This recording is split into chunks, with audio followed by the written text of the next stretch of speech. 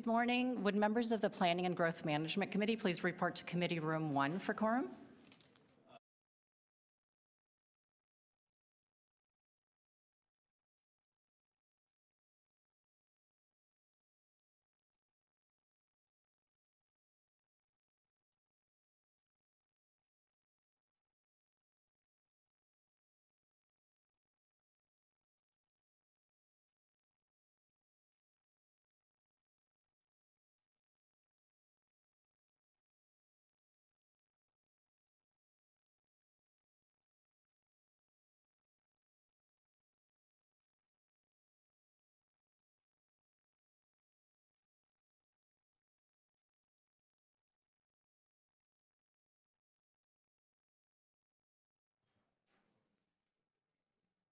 Councillor Bilo, Councillor Perks.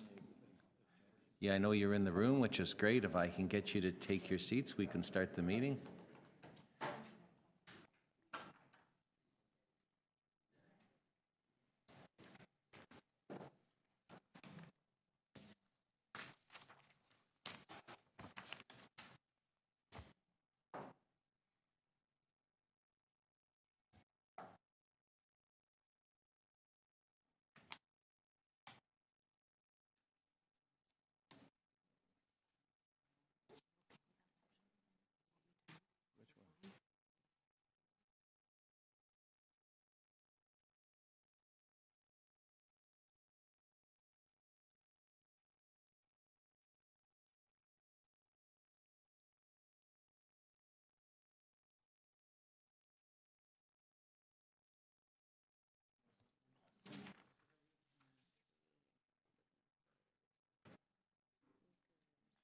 So,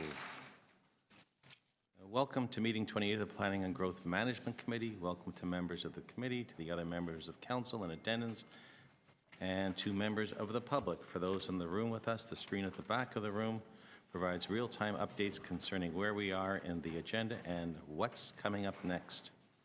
You can follow the agenda and debate on your computer, tablet, or smartphone at www.toronto.ca/council.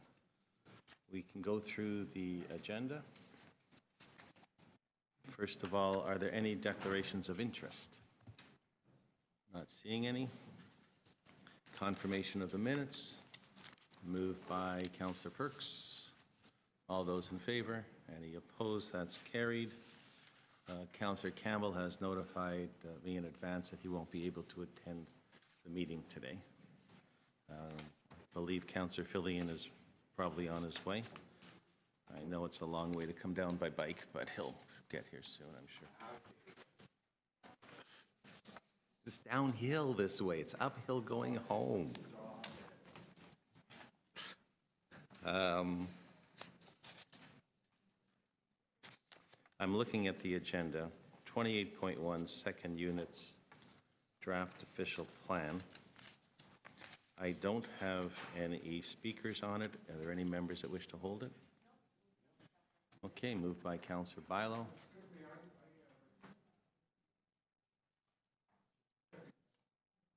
I'm checking my list, but if you'd like to speak to it, of course I'll hold it for you. Have you got anyone on it? So Jeff will just make sure you're on the list and we'll hold it for you to hear from you, no problem.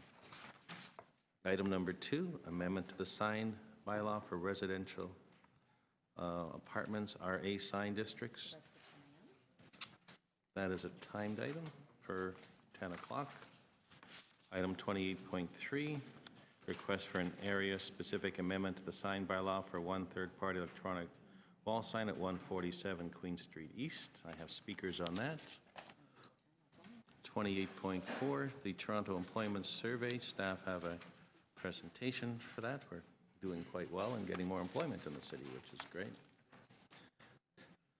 28.5, 900 York Mills Road, official plan amendment and zoning amendment applications preliminary report. There are some speakers on that.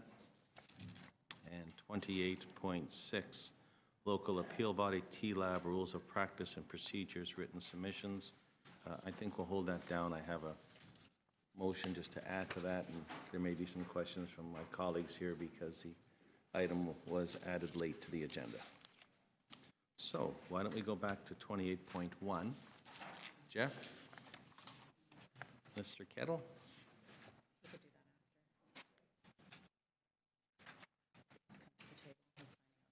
Yeah. No, behind you. I'm looking, Alan, I'm looking through you. Can Jeff fill that out after so he can come now and speak?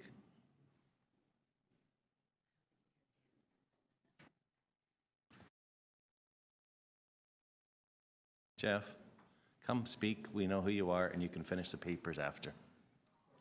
No problem at all.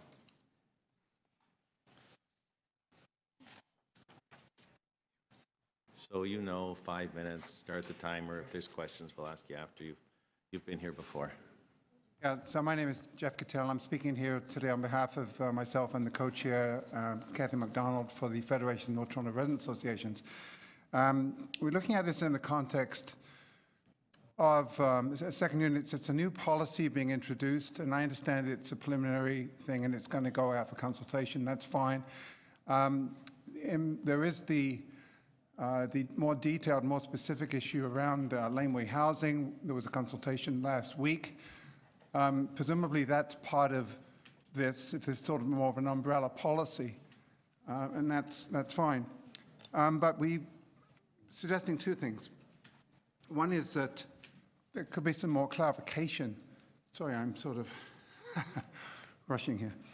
More clarification regarding the relationship between the two second units as an umbrella concept and the laneway housing as a specific instance of that type of housing. So we're sort of wondering why the city hasn't sort of clarified this a little more. And secondly, a comment on the laneway housing, which is coming shortly, we understand, in terms of legislation, that it's been limited in scope to Toronto and East York. We feel that it's a planning policy that potentially has application across the whole city, and it shouldn't. We're not pre-amalgamation, we're post-amalgamation, so we should be doing things in a consolidated citywide basis. Secondly, just to comment on the policy itself, the OPA for second units, and that is that we were concerned that on first blush it appears to be very much an overall policy without much detail or much constraints on it. So we're really an important aspect for residents affected by any of these new typologies is that it needs to fit in, quote unquote, with the neighborhood in which it's sitting. And that's not been specified here. So we would strongly suggest an amendment to the policy proposed by staff where they say second units will be encouraged to increase the supply and availability of rental housing across the city and within neighborhoods. Second units may be provided within or ancillary to a detached or semi-detached house or townhouse.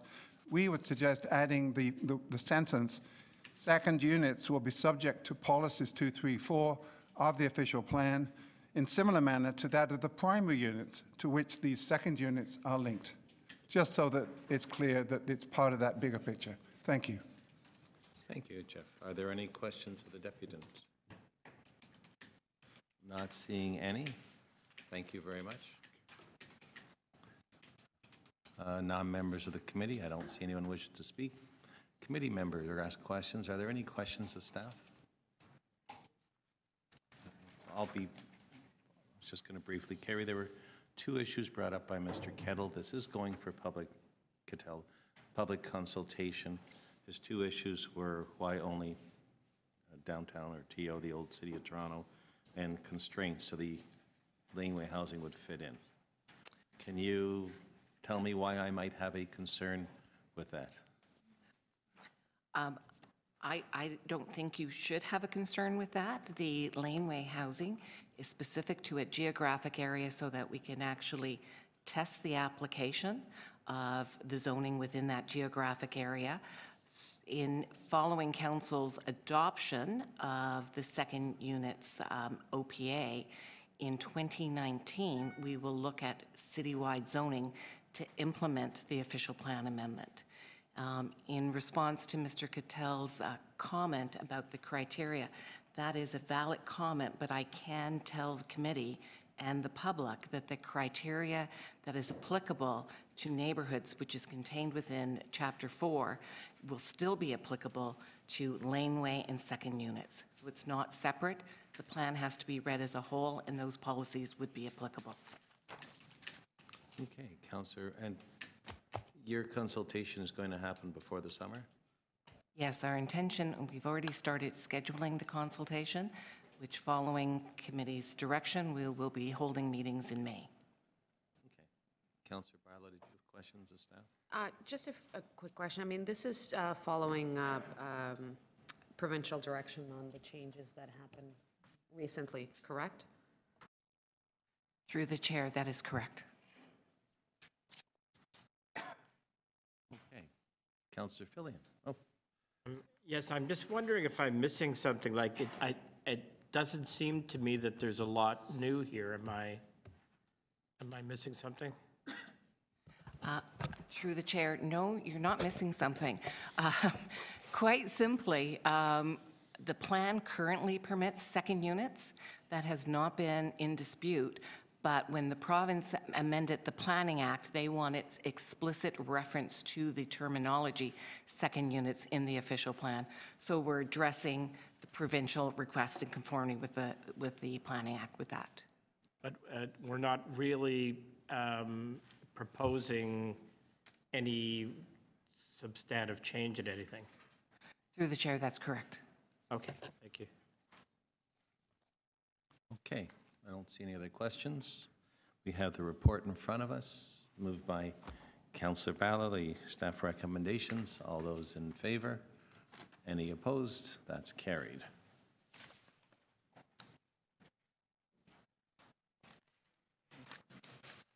Looking at the time. 2, 3, Mr. Chair, 4. in recognition of some of our colleagues here, I was wondering if we can do 28.5 right now?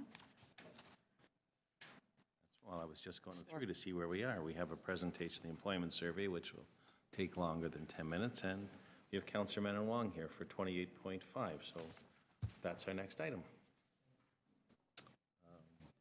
There are 2 speakers for that.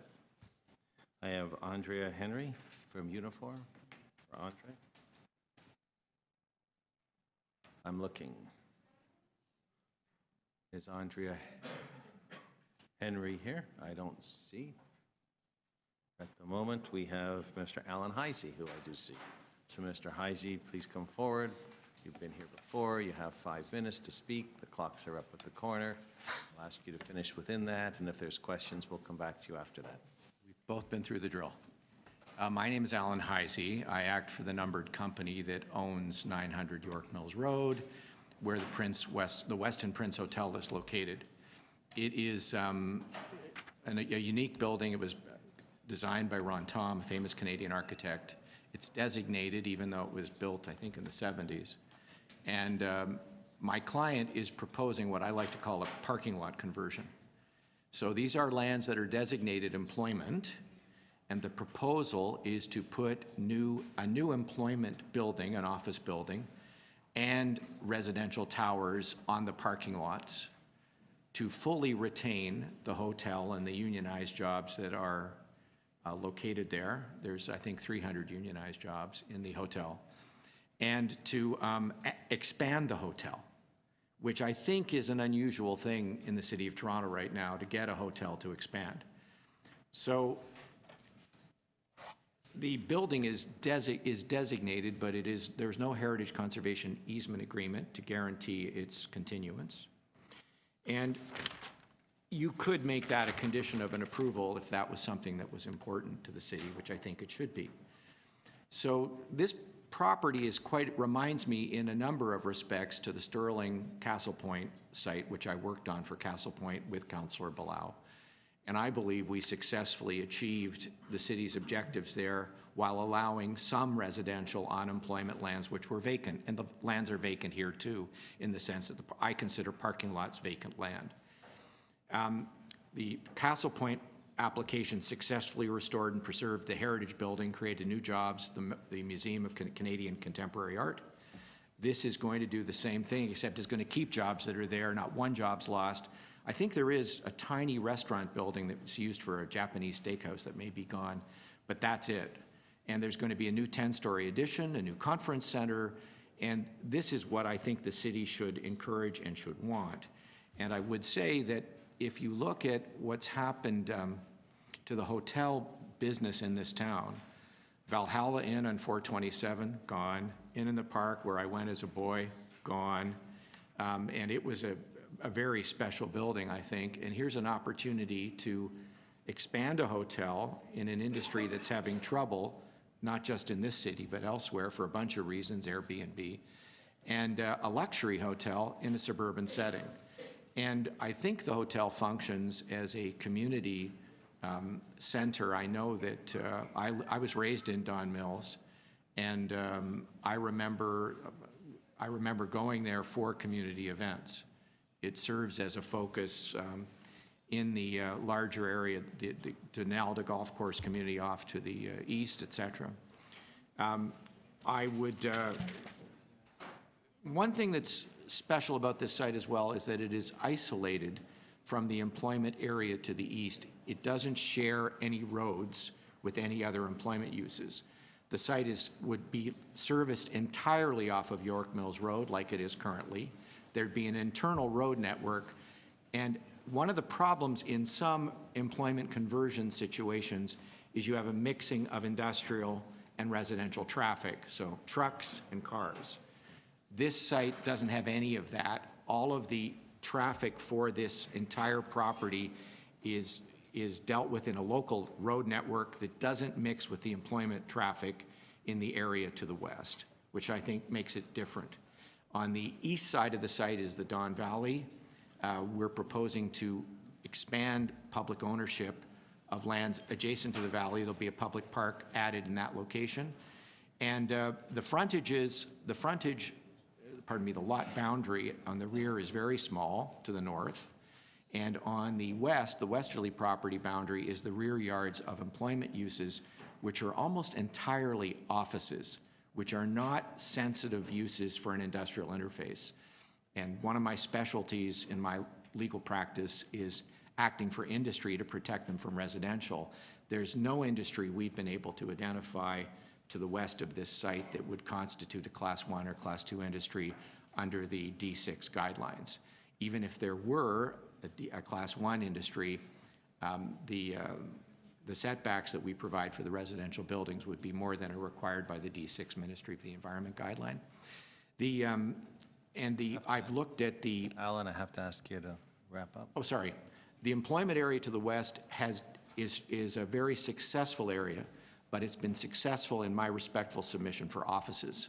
And this is entirely compatible with the employment area to the west. And I urge you to accept the recommendations and ask staff for some ideas as to how to phase this development so that you get a guarantee of the employment as part of the rollout of the residential development. Thank you. That's it. Are there questions of the by non-members of committee? Any members of the committee? Not seeing any. Thank you, Alan, for coming. I'll try again. Andrea Henry? Aha, I have found you. Yes, come. If you haven't been here before, you get 5 minutes to speak as a maximum. The clock's to run, so you know where you're at. 5 minutes will have you hopefully wrapped up. If there are questions, we will ask them of you. Thank you for coming. Thank you. Hello, my name is Andrea Henry. I'm the chief shop steward of the Westin Prince Hotel, where I've been working for the last...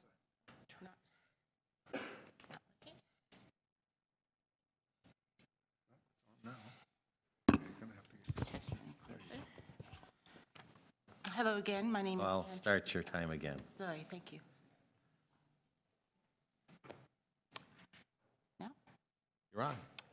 Hello again, my name is Andrea Henry. I'm the chief shop steward of the Westin Prince Hotel, where I've been working for the past 28 years. I'm here today to express my concerns about the redevelopment proposal. This redevelopment is too dense and requests residential uses that are not allowed on employment lands and could have a negative impact on nearby ravines. I'm concerned that the negative impacts of the redevelopment may spill over to the rest of the employment area and the ravine. Employment lands are an important part of Toronto's economy. They allow for long-term employment uses to thrive without having to deal with residential redevelopment threats. Approving residential uses on this site may create negative consequences for the rest of the nearby employment lands. I have also concerns about potential negative impacts on the nearby ravine. This redevelopment would significantly alter the site's natural landscape and dramatically densify the property. This could have a negative impact on nearby wildlife, which may include several species of endangered bats. Furthermore, the above-ground parking garages that are in the redevelopment calls for what would not fit well with the surrounding natural landscape. I do like this project plans for additional hotel space. However, I am concerned that the hotel expansion may be dropped at a later date. I would like to ask the committee to consider a motion ensuring that the current hotel footprint will be maintained and that the hotel employment will not be negatively impacted as a result of such redevelopment. Lastly, I'm upset that the hotel workers have been left out of the redevelopment process. The local councillor has not agreed to meet with us to discuss our concerns with the redevelopment, and the pre-consultation meeting did not identify hotel workers as stakeholders. Unifor Local 7575 looks forward to taking a prominent role in all future consultation. Thank you for your time. Thank you. Are there questions of the deputant? So I will briefly. You understand that what is in front of us is the beginning of the process? Yes. So it does talk about public consultation, and those invitations and meetings are open to anyone of the public? So when they're held, you, your workers, anyone else will be welcome to come. I don't know if you're aware of that because they're not private meetings. Well, I think the matter at hand that I spoke about is we wanted pre-consultation as workers of the hotel. We were not told anything about this prior to the application. Why would you expect pre-consultation on an application that the city has not yet received? I'm talking from the owner, Pardon me? the owner in the development. Okay, would you be surprised to know that none of us and none of the public has that on any application? The process is To go through the where an application is submitted so everybody knows what is being asked for, and then there's the opportunity for consultation. Okay. So definitely you can and will be included, and notices will go to you. And I would think the same would be your opportunity to work through the planning staff and with the local councillor if he was dealing with it, because he'll be at, I would expect, the public consultation meetings and involved with them. Okay. So your concerns are, one, about the loss of the employment areas. Correct. And the second one is to try to be sure that the hotel is maintained and expanded as per the application. Yes. Okay. Thank you. Thank you for coming today. Are there any other members that wish to ask the deputy any questions? Thank you. I don't have any other speakers. I know my colleague is here representing the area. Do you have questions of staff first? Councillor Menawong doesn't. Members of the committee. Councillor Perks. So perhaps you can remind me how it is that we changed the designation of employment land to mixed use. How does that process work in the City of Toronto? That would constitute, through the chair, that would constitute a conversion request, and those requests are managed through the Municipal Comprehensive Review, which is undertaken every 5 years by the municipality. So we're Still working through the council's decision on the last municipal comprehensive review. It's currently at the Ontario Municipal Board, now known as the LPAT. That is working its way through a process. The next hearing, I believe, is scheduled for the fall, where we're working through a number of conversion requests that were made through that process and are being considered through that body. Were the sites in question here Yes. They were appealed at that point? So any development application on this site would depend on how the board decides on, okay. The board will decide the matter of land use principle, and we'll go forward on that basis. So this really is premature in that context, and that's what the report outlines. So any consultation we do with the public on this application will clearly be identifying that the land use disposition depends on the OMB decision vis-a-vis our municipal comprehensive. Absolutely. Okay, thank you. Councillor Bala, did you have questions? So, yes, well, I had those questions, but Councillor Perks asked the question. The other question is, how would you be able to respond to the concern that, you know, we might change this to a mixed use and then the applicant turns around and there's no hotel anymore on the site? How are you able to guarantee that there's some form of employment still on this site? Well, other than having some sort of inclusionary power which would allow us through the zoning to mandate it in that fashion, I'd say we've struggled to ensure over the years that that is something that takes place. We've attempted various devices over the years, but at the end of the day, that's a very difficult outcome to achieve through regulation. Will that be part of the conversation and the consultation that you're going to be having with everybody? Yes, with Possible the, way to support? possibly, but again, there's a significant caveat there, and that is the question of land use principle being understood first. Okay.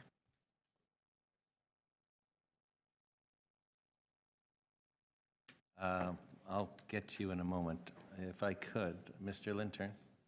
So a major issue here is the change of the land from the employment uses in our official plan policies.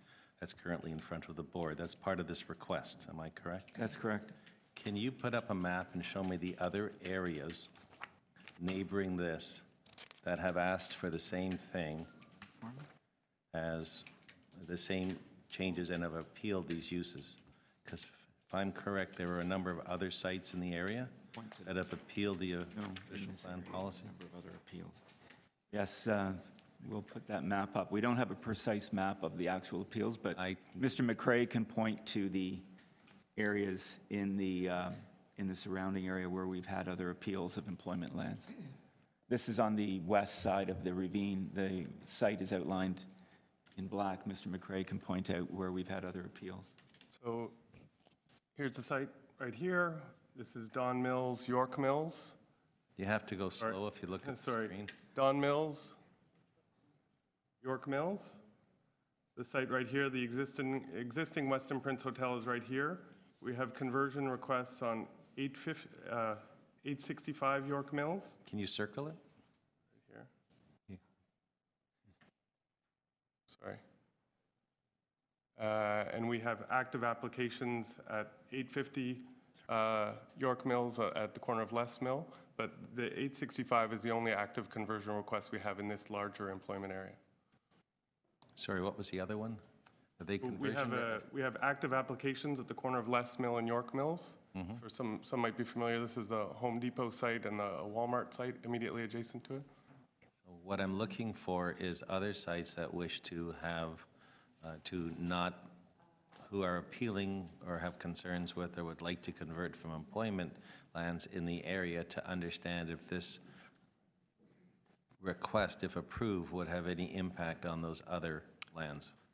So we only have the one active request through the MCR process in these employment lands. However, I understood there was something down Don Mills Road as well. Celestica was already converted. It's not in the same employment area. Is there anything else in this employment area? Not to my knowledge. Okay, thank you very much. Councillor Perks, you had another question for staff? Yeah, so a small technical thing. So the applicant is theoretically going to file a complete application at some point, and then there's the hearing about the land use principle. When does the clock start on the applicant's right to appeal any decision we make subsequent to the OMB? So when an application comes in, a clock start on giving them the right to appeal. They apply now. We have the outstanding hearing. The outstanding hearing takes a while.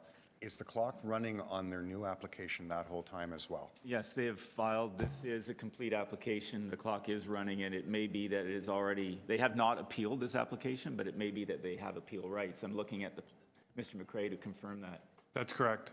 And I would imagine that should the applicant appeal, our solicitor would go to the Ontario Municipal Board and request that any appeal on this site-specific application be consolidated with an appeal on their OPA 231 application. Well, that's cruddy. Okay. Any other questions of staff? Not seeing any. Councillor Menon Wong, you're here. I do have a motion for the expanded So that's area. a motion for an expanded notice. We're kind of getting to the guts of this, so I'm just spending a few minutes talking about it. So just to clear up the record a little bit, there have been a number of discussions, but I will tell you, when I spoke to the applicant, just to clear a few things up of misinformation. My friend from Unifor says that the applicant hasn't met with them. My understanding from talking to the solicitor's applicant, they actually have. Number one. Number two, my office has not received any, I'm not aware of any letters that I've received asking to meet with Unifor. I'd be happy to meet with them. So just that's factual corrections. So secondly, actually, it's very interesting that you should say, looking at all the sites. This site is, I think each site needs to be looked at on its merits, and I'll take 3 sites in the area. It's very instructive. So the site to the south of York Mills that they're talking about, that's Liberty Developments. The local councillor has said, don't even think about putting in an application for residential because they would like to do it.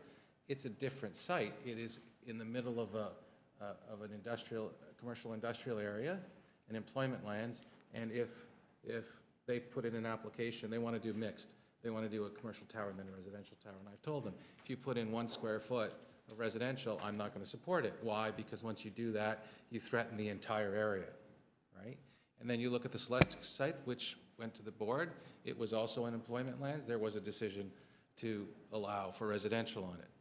So then that's a second case. Then the third case is this case.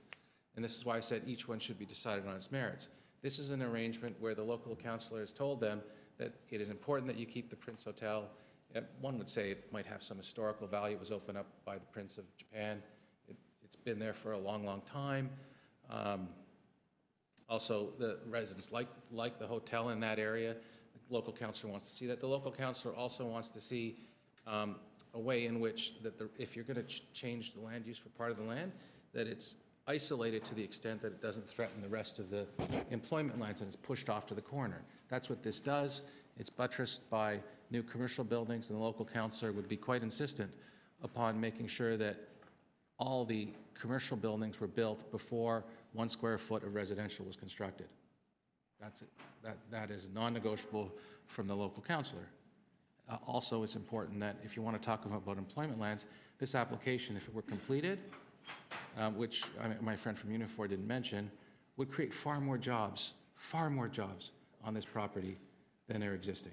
So if you actually want to talk about employment, because that's what employment lands are supposed to do, this is a net positive. Plus the fact that, in terms of hotel space, we need more hotel space in the city right now. And this will provide that. So, I think that we're at a starting point today. But just to give you a little bit of visibility on some of the issues, the applicant, to the extent that they want to do everything properly, is they filed a complete application, plus they've already met with the residents, all the affected residents, plus with the local community association. And I think net, they're actually not opposed to this application. So that being said, we're at the beginning of the process here today. Just, I mean, approve the preliminary application and let's move forward. Thank you. I'll bring it into committee. Are there any members that wish to speak to the item? Not, sure. Councillor Bilo. Very briefly, I think that Deputy Mayor Minwong mentioned that it's the beginning of the process, and I think, you know, staff say the same thing in the report, and I would be supporting the conversation. I think that there was a comparison done with Sterling, and I think one thing that we were able to do on Sterling that I'm hoping that can be done in here is we protected the jobs and we maintained the employment with employment designation, and that's the reason for my question in asking, how can you ensure that the hotel is still going to be part of it, that this is going to be at the end of the day? We need to make sure that that is part of this application, if anything is going to be done. So if, you know, if we need to redesign it in a different way, have different land uses even within the parcel, but I think that it is important that if we're having this conversation with the community, if this is the plan that we're having with the community, and the community means everybody, that we really think through in ways that we can guarantee that this plan is what actually going to end up. And we as a city, I think, have that obligation to do everything that we can to guarantee that at the end of the day, 10 years from now, that's what we're going to have on the site. So I just wanted to, whatever the discussion ends up being, I think we really need to ensure that whatever is present and whatever discussions we have with the community and whatever settlement, if it gets to that point, happens, that we have ways to secure that it's going to be built the way that we plan it. Thank you. Councillor Perks, you wanted to speak as well. Thank you. It looks to my eye like we have little choice but to, you know, approve these recommendations from staff, given that the planning law allows an applicant to put in a land use proposal, even though something's already at the board, which I find frustrating and, well, frankly not right. And maybe we're going to have to start working on reforming the local planning appeals tribunal instead of just reforming the OMB, but whatever. The thing that I hope we're mindful of, should this piece get carved off from the employment lands, and in all future employment land conversations, is the time horizon we're thinking on.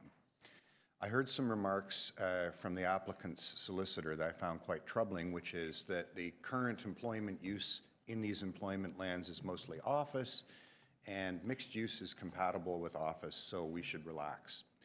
That's not the right way to think about employment lands. It's too short a time scale. The fact of the matter is, the one thing we can't manufacture new in Toronto is land. And we have to bank these lands away for employment uses, not for 5 years or 10 years, but for 25 years and 50 years. And 25 or 50 years from now, we may well find ourselves in a position where we need light and medium manufacturing to take place within the City of Toronto. I actually think economically that's healthier than not having any of that done here. So we shouldn't be thinking in terms of what the current and short-term employment uses on this site might be. We should be thinking about keeping land safe for employment uses that we're not currently imagining. And residential may not be compatible with those very long-term employment needs.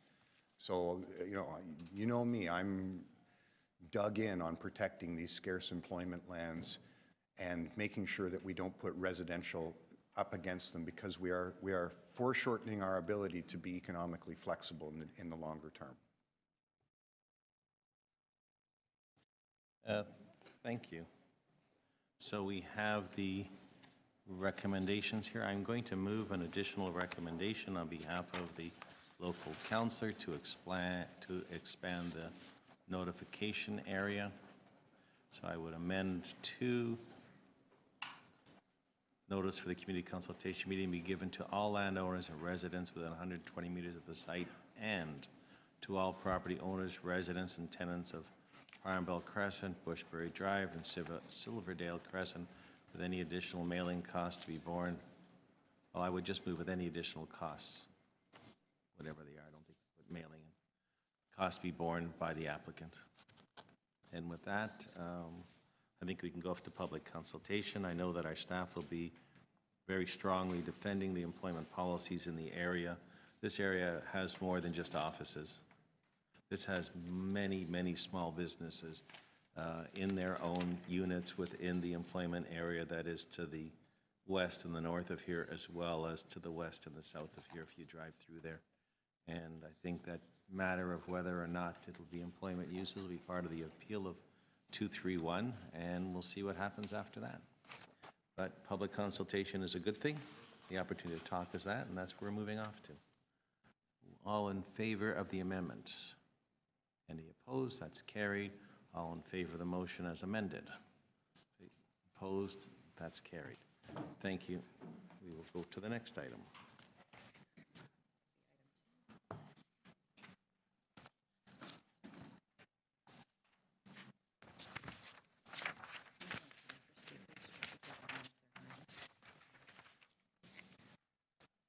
So item number 2 was set for 10 o'clock. Amendment to the sign bylaw for residential apartment sign districts. I don't have any speakers registered. Was there anyone here that did come to speak to it? Item number 2. Does the clerk have? Well, I'm getting these surprises today because I have none on my list. So item number 2 or item number 3? This is the sign bylaw for residential apartments. Okay, so you're not registered for 2, you're registered for 3. Yes. So nobody here for item number 2, that's fine. We'll come into committee. Are there any questions of staff? Are there any speakers? The motion moved by Councillor DiCiano, the staff recommendations. All those in favor?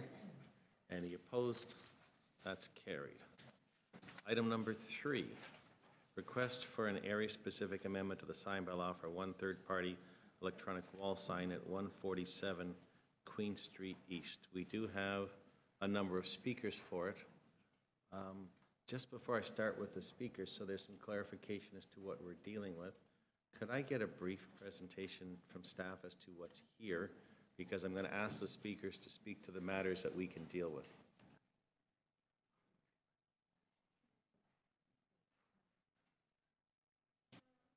And if it's all right with my colleagues, we'll get a brief presentation. We'll hear speakers, and then we'll go to questions after.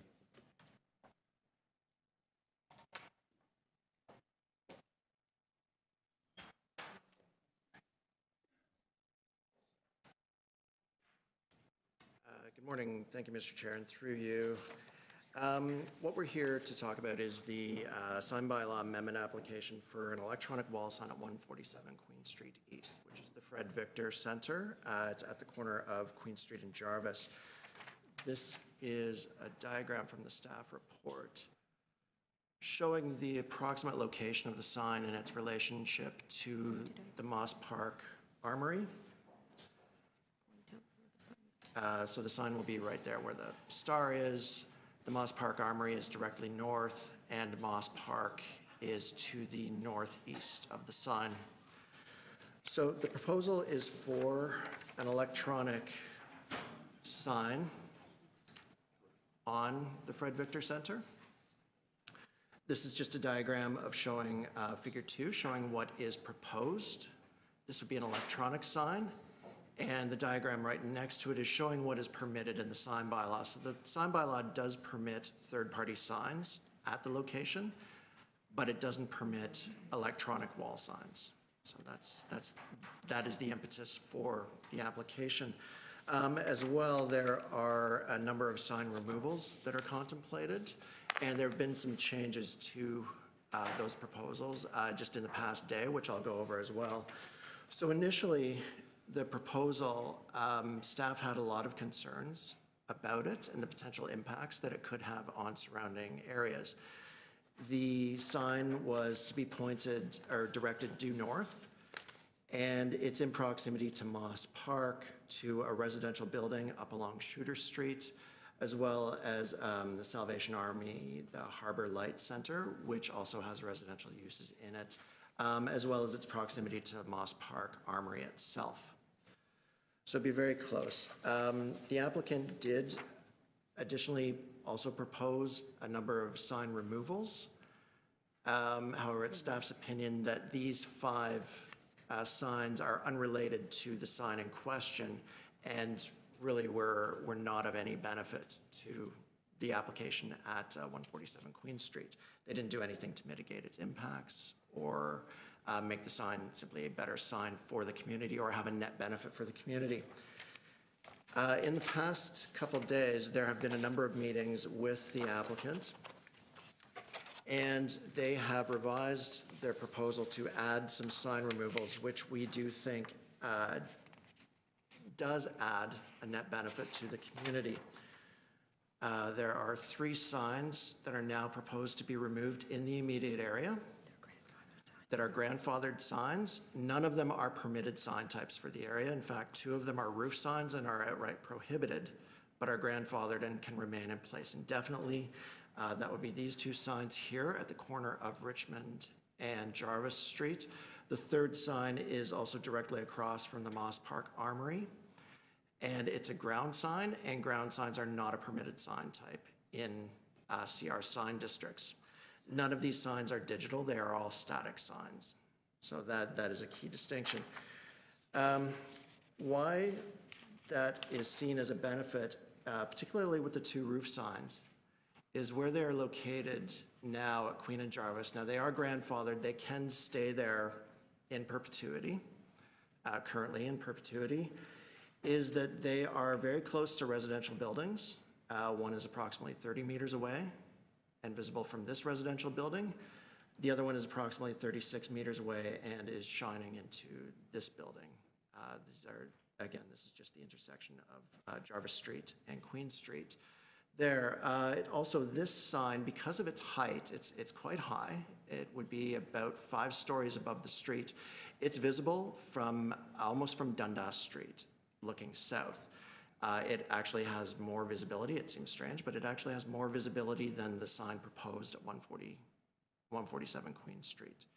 So removing these signs is a benefit to the community as well. This was the sign, sorry, that I was referring to, the 1 roof sign that's visible from quite a distance away.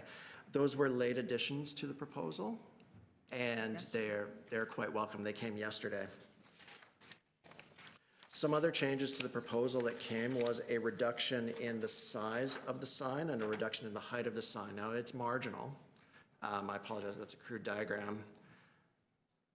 But that shows the original, what was proposed, and then the revised on the right. So, and it includes the bottom will be first-party content as well to advertise and identify the Fred Victor Center.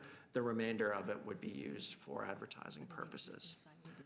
And the existing sign would be removed there. There's currently a sign identifying the Fred Victor Center. It would be removed and integrated into this sign, so having only 1 sign on the property. The applicant has also agreed to angle the sign so that it will be pointed away from Moss Park, reducing its impacts there, as well as installing shielding on the sign. Sorry, I apologize. I've got a diagram here to show that. And it's difficult to see. I do apologize for that. But the sign will be on a slight angle now and will have shielding so that light from the sign won't be visible from Moss Park, and the impact of the sign on the armory will be reduced. The applicant has also agreed to turn off the sign on November 11th as they have annual Remembrance Day ceremonies there as well. So that is the revised proposal. The brightness has also been proposed to be reduced by about 30% from a maximum of 300 nits brightness down to 200 nits brightness. And the sign, the advertising portion of the sign will only be permitted to operate from 7 a.m. until 11 p.m. at night. So that is largely it. And I'm happy to take any questions. I apologize. We're going to give you questions after the deputants. Okay. So we have a number of speakers here. Justin Dempsey from Outdoor Media. And then Michelle Erskine, also from Outdoor Media.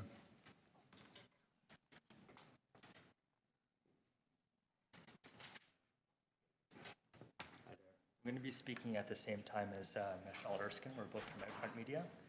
And in fact, I'm going to ask that she speak first, if that's okay with you. Sure. To yourself and others, we're just remember, we are dealing with the sign bylaw, the appropriateness of the sign in the area, and the impacts of that. We're not dealing with any revenue sources it might be going to, because that's not a matter of our bylaw, so that's not consideration that the committee should be taking into account here, although we are aware of the fact that it's on the mission and there is some revenue sharing for it. So, you set to roll? So my name is Justin Dempsey. I represent Outfront Media. I'm here today with our CEO, Michelle Erskine, who is the CEO of Outfront Media as well. And I'll let her speak first for her 5-minute period. Okay. Good morning. Thank you for the opportunity to speak. My name is Michelle Erskine. I'm CEO of Outfront Media Canada. I'm here to ask for your support on the proposed application for signage at the Fred Victor facility at 145 Queen Street East. We and I and Justin, we're very excited and proud actually of the partnership with the Fred Victor and the benefit that the sign can provide. My colleague Justin will speak to more of the specifics. I, at this time, would like to speak to some adjustments made yesterday. At the behest of the Mayor's office, we worked with the sign bylaw staff to modify the project. And I will go through this quickly. It was just covered by staff, but to improve the project, we agreed to remove 2 roof signs and a ground sign in the immediate vicinity of Fred Victor to reduce the height, to reduce the size by about 13%, to add blocking shield to substantially eliminate the light trespass to Moss Park, to adjust the maximum nit at night to 200 versus the bylaw permitted of 300. And then on Remembrance Day, recognizing our neighbor at Moss Park, we will either turn it off or we can dedicate it to appropriate messaging for the day, recognizing and honoring our veterans. In preparation for today, we reached out to the community. And here you can see some letters of support from local Ward 28 residents. Denise Cooney, positive partnerships with private enterprises like this help ensure Fred Victor is able to generate and have access to resources required to sustain its work within the community.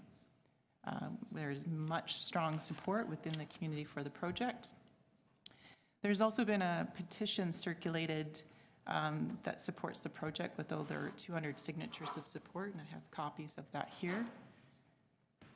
And perhaps more compelling than any poll we could do was a poll that ran in the Star recently on Tuesday with over 800 responses, and the majority of it very positive, 48% in support of the project, and another 18% supportive if we could make some of the compromises that we have listed. So about 66% in support. But enough for me. More, I think, compelling is a very short video that we have done. Sorry.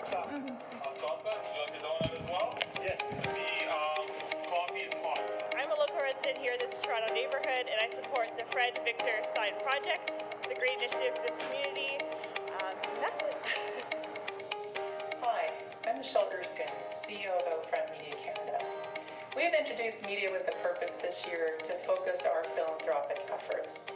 Outfront Media has a proud history of supporting many charities, not-for-profits, and community partners with space on our outdoor assets.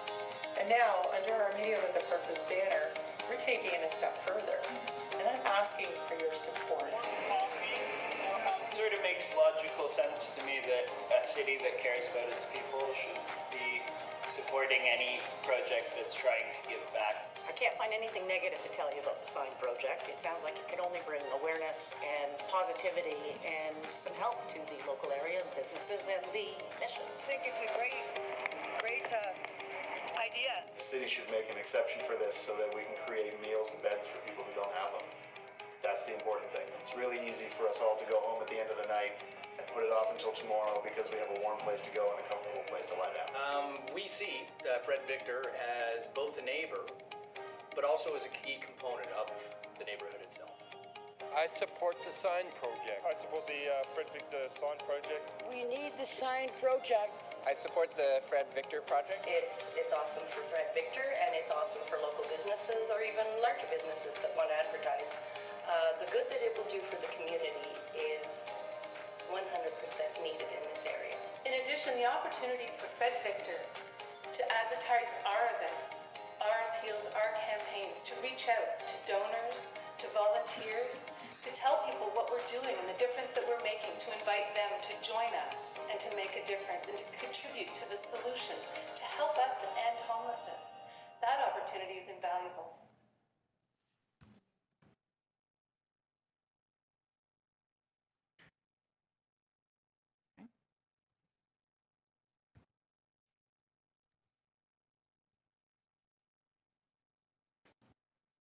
So that concludes Michelle's presentation. Well, you're at 5.5 minutes. Did you have something you wanted to add to it? No, I'm going to have an additional 5 minutes onto that as well. No, you're going to finish off with 10 minutes, so you have 4 minutes and 10 seconds left. So please continue. Okay. So my name is Justin Dempsey, and I represent Outfront Media. I'm here to ask for your support for the proposed application for the digital signage at Fred Victor's facility at 145 Queen Street East. This project is taking place as a partnership between Outfront Media and Fred Victor, which is a leading private, not-for-profit whose mission it is to battle and end homelessness and poverty in the City of Toronto. Fred Victor operates 18 different sites across the GTA, providing affordable housing, transitional housing, emergency shelter, food access, job training, and counseling and community mental health outreach and health information to those experiencing homelessness. These programs and services are utilized by over 2,000 people every day, making Fred Victor an integral part of the Toronto community. The digital signage being proposed would be located on the southeast corner of the Queen Street East and Jarvis intersection. The sign itself would face north toward traffic traveling southbound down Jarvis. There are not a lot of residential buildings in the area that would have exposure directly towards the signage, thus there would be minimal opportunity for any light trespass into units of local residents. In fact, the sign itself faces onto Military Armory's facility, which has no residential use whatsoever. Regarding illumination, the sign will be turned off between the hours of 11 p.m. and 7 a.m. in line with the sign bylaw. Moreover, the illumination will be dimmed at sunset to be no more than 200 nits. This would be comparable to the third-party signage that the city operates on its public bus transit shelters located throughout numerous neighborhoods within the GTA. As you know, the sign faces only north onto Jarvis Street. Residential units lying north of the sign really only begins north of Shooter Street. Above is a picture of the prospective location on the signage of the signage, denoted with the green arrow taken from the Jarvis Street and Shooter Street intersection. As you can see, the wall space where the sign would be located is a relatively small dot in the distant background. We strongly believe that because of the significant distance, there would be little to no impact on the residential units in the area, especially with the military armories and heavy treescape acting as a physical barrier. You can see here is a picture of what the proposed digital signage will look like once installed. The dimensions of the sign are adjusted, as my colleague Michelle has pointed out. The signage will have both a first-party and third-party content component. The top portion of the signage, seen here in blue, will rotate between 6 different static images or advertising positions, each lasting 10 seconds in duration, which is in accordance with the sign bylaw.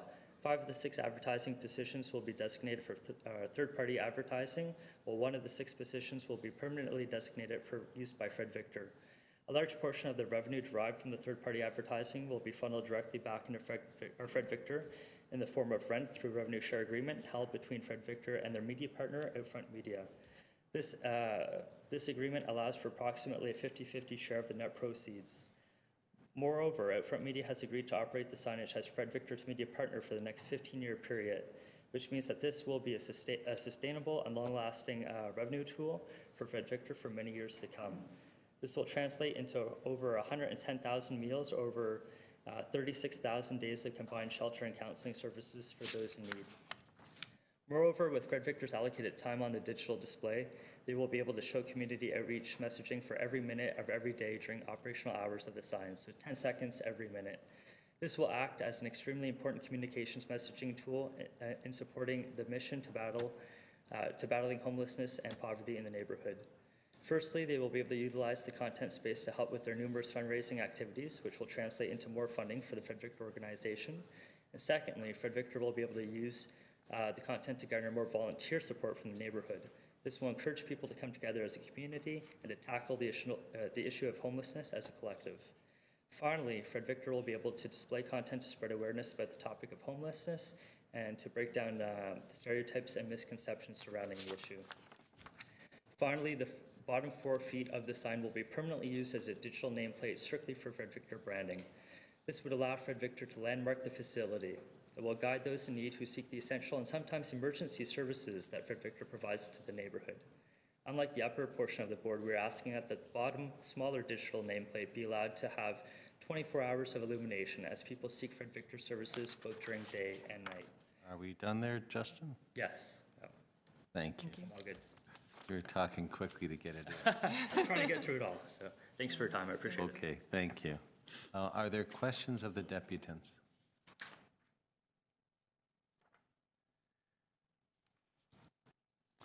The other 3 signs, I do have some questions briefly. The other 3 signs, what are the addresses that they're on, that you're going to take down? The one is just about a block north of the Fred Victor facility, and the other 2 are about a block south. They're all within They're a all block radius. very, very close and within eyesight of Fred Victor. They're all on older buildings that are there, and they're long. The signs have been there for a long time. Long time. They're all legal non-conforming sites, that's correct.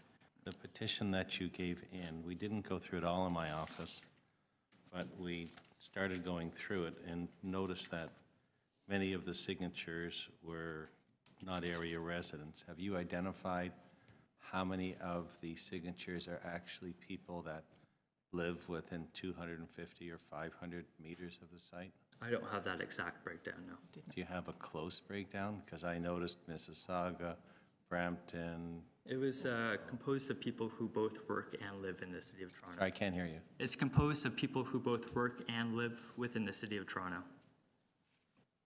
But this sign specifically has impact on the people in that neighborhood. Right. And we got down to a very few of them that were actually, I think of the first 50 people, only 2. In lieu of that, we had the video where we went and interviewed the adjacent business owners. So that is, we took that as our representation of the local area. But you haven't gone through to see how many of the people actually live near or are impacted by this? That's correct. I don't have those exact numbers. Thank you. Are there any other questions of the deputants? Not seeing any. Thank you very much for coming. Thank you. Next, we have Marie McCormick from the Fred Victor Mission. Is Marie here? I'm sorry. I have Mark as well on my list. Mark? Come up and speak to us, Mark. You are next. Marie, you're not going to be speaking? Okay. Then after that, I have Carol Mark, Marcus Little, and Dennis Glasgow. So Mark, you have your 5 minutes. I can hear from you. Great. Well, thank you. Good morning. Just noting the chair's comments earlier, and given what Justin has just outlined to the committee, my deputation, in fact, is going to be quite short. You're not considering revenue, so I'll leave that aside. I will just note briefly that you know, these aren't easy days for not-for-profit organizations. Governments are fiscally constrained, and we're looking for opportunities to sort of boost our fiscal independence and be a little entrepreneurial. So I would say that fits in that vein, and the revenues aren't inconsequential and can be used to support services in Moss Park, as well as upkeep of the building and some sort of enhancement or beautification projects. So that's the first point I'd make. You know, the second is just as a media and communications tool. I think it's something that could be used to really good effect, not just for Fred Victor services and to promote the work we do, but more so just to promote the issue of homelessness and related issues in Toronto, and particularly the work of the sector, the Toronto Alliance to End Homelessness, and indeed the City of Toronto, in terms of the alignment that's developing around trying to end homelessness in this city. So I think there's a public value there. So really, those are my 2 points, and thank you for your consideration today. Thank you, Mark. I don't know if there's any questions from my colleagues. I don't see. We are aware of the revenue sharing. We know that, and we know that of the good work that you do and how important fundraising is, but we're here to also look at what is permitted and not permitted under the regulations that Council's adopted. So I thank you very much for coming. Thank you. Carol, Mark?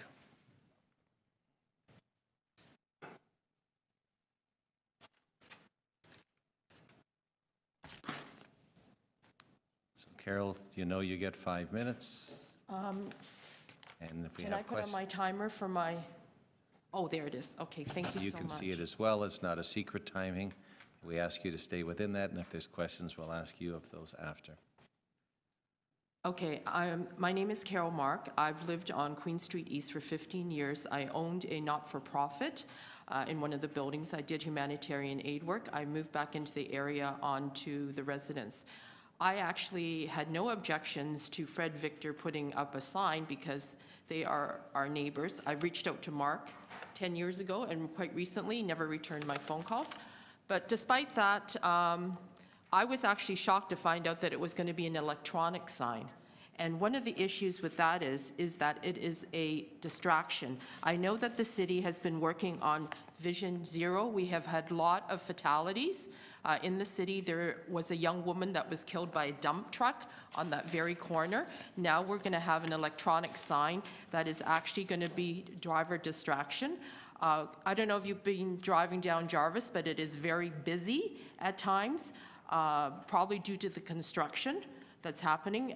We have the closure of King Street with the pilot project, and so a lot of the traffic has gone on to Queen Street. We also have the St. Lawrence Market, the new North Market, which is a farmer's market, which is going to be starting construction. That is also going to be tying up Jarvis Street and also causing issues with traffic going south. So what happens is that you have people that are crossing that major street, which is at Jarvis and Queen. I am an able-bodied person, and I could hardly make it across the street at the beginning of the signage change without narrowly missing the light being changed. There are people with wheelchairs, and there are now people with walkers. The other addition that's come on is now that we have an unsupervised injection site at Moss Park, which has brought in new amounts of people that are dealing and actually using the site, and also a supervised one inside Fred Victor.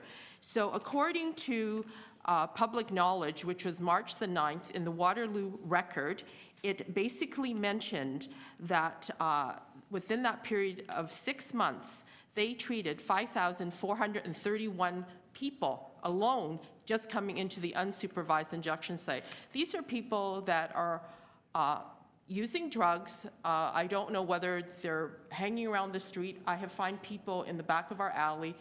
So what happens is you have people that are mentally ill, people that need support, and they're wandering around the streets. They're not obeying traffic signs, and they're crossing illegally. So now you're going to have a huge distraction with an electronic sign, and that actually poses pedestrian safety. So that's one of the issues.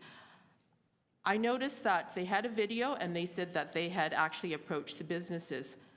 I have lived in that neighborhood for 15 years. I actually was on the prior executive of our BIA. I did not recognize anybody except for one business owner, and that happened to be my tenant which I spoke to. They own the skateboard shop. I mentioned it to the other day that I was going to be here and that it was an electronic sign. I think that the numbers, the letters that were submitted to the letter that went out initially was that neighbors did not realize it was an electronic advertising sign. There was no objection to having a sign that it was to identify Fred Victor.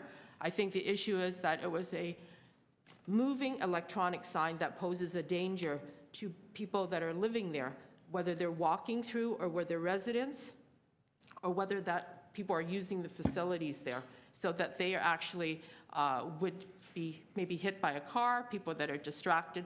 There is also no bicycle lane on that street, on Queen Street. So if there was a driver that actually got distracted by the sign that was ever changing, what would happen is that they would veer into the traffic, hitting people that are biking, or else people that are actually trying to get out of the way of a truck. So basically, I want people to think that we have to be mindful for the future, because it's going to change the aesthetic look of the street. There's a lot of buildings that are happening and being planned in the area. So a huge sign like that is electronic and moving could set the precedent for that whole area of downtown to be changed. It's much cheaper to put up that sign there than at Yonge and Dundas. But how does it affect our neighborhood, our neighbors, our businesses, and tourists that come in, where we actually are filtered with a lot of electronic signs? So thank you for your time, and I want you to consider that basically that the residents that have written in and that have made their concerns, they do not want this sign there. Thank you. Thank you. Are there questions of the deputy? Did you receive or were you aware of a petition like this being circulated in your neighborhood? I sense that there might have been, because one of the neighbors who is a physician sent me a link to say that there was some information about a newspaper article, but I said, you know what? I read the article, it doesn't tell everything, and no, I was aware of that article or of the petition initially. And I'm actually not surprised that nobody in the area signed that petition, because as with the video, only one business owner, and that was my tenant, was on there that I could actually verify. So if I read you part of the survey, but I'm going to change the name from Fred Victor to something else. We, the undersigned, support Outfront Media partnering with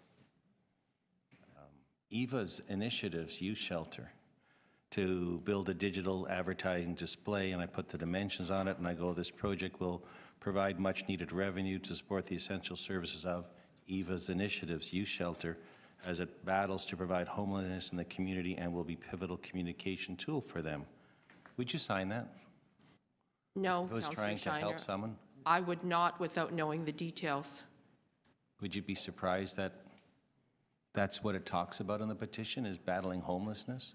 I have worked in humanitarian aid around the world, opening the first girls' library in Afghanistan, building homes in native reserves. So I'm quite aware of homelessness in Toronto, and I have been doing things on a grassroots level. So it is important, but also you have to think of the bigger impact on the residents that live in the area and people that frequent the area, and also the face of Toronto and how that changes. Because if that bylaw was changed, it would set a precedent. That means that I can put a sign up on my building and say, support my cause, because it is for a good cause. I'm dealing with literacy in Afghanistan for young women. Can I have my sign? Thank you. Are there any other questions of the deputy? I didn't see any. Thank you for coming. Thank you so much for your time. Okay. I have Marcus Little, Director, St. Lawrence Neighborhood Association. Marcus.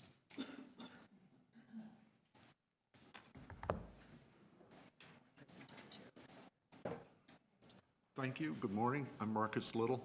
I'm on the board of the St. Lawrence Neighborhood Association. We are Queen Street down to the railway tracks, Yonge Street to Parliament. So this is on our northern edge. I've had to adjust my talk as a result of some of the proposed changes. But basically, our neighborhood is not supportive of third-party signs in our neighborhood. And as we've had a transition from a warehouse light industry to a mixed neighborhood, we've had the pleasure to see the billboards of the 50s and 60s disappear. Now, there's a proposal to remove 3 rooftop signs on Richmond and I think on Jarvis. Those signs will get replaced as soon as those sites are redeveloped. So this is replacing 1 long-term sign, electronic, with 3 short-term signs to be removed. So it's not quite a balance. Now, normally I come and talk about billboards to the billboard bylaw variance group. Coming to speak to you people is abnormal, and the reason is that if you look at Appendix B, provided by staff, there are like 7 variances to the bylaw. And those aren't minor variances, those are major. My notes for the size of that was that that sign is 14 times larger than proposed.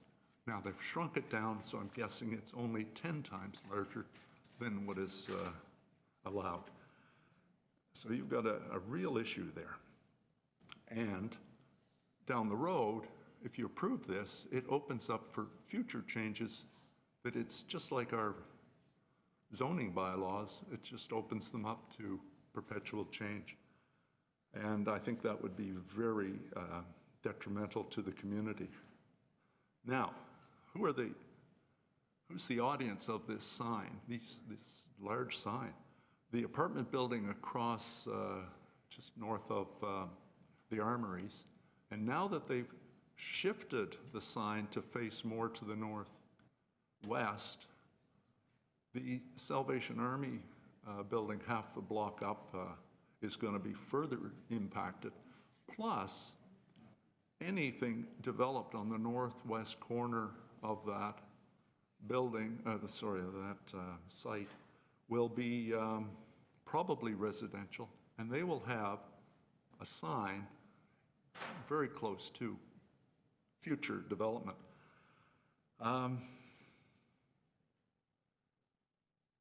We talked about Moss Park. It's an area park it draws people from not just the streets nearby, but people, because of the facilities there, the baseball diamond, the ice rink, draws people from a greater area. So it's important that we protect that park for what it is.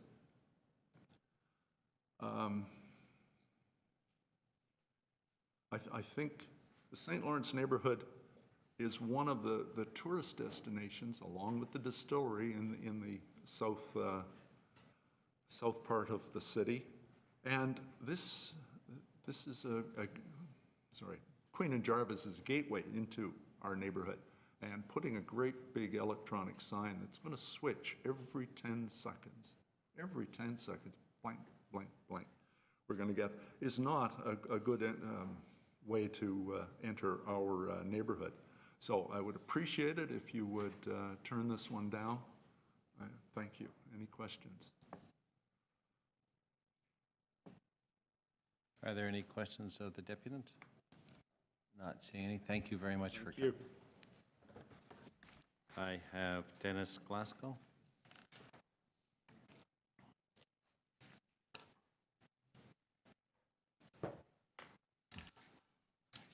Thank you, Mr. Chairman and committee members, for listening to us today. I wanted to also thank the staff that wrote the staff report, turning this application down.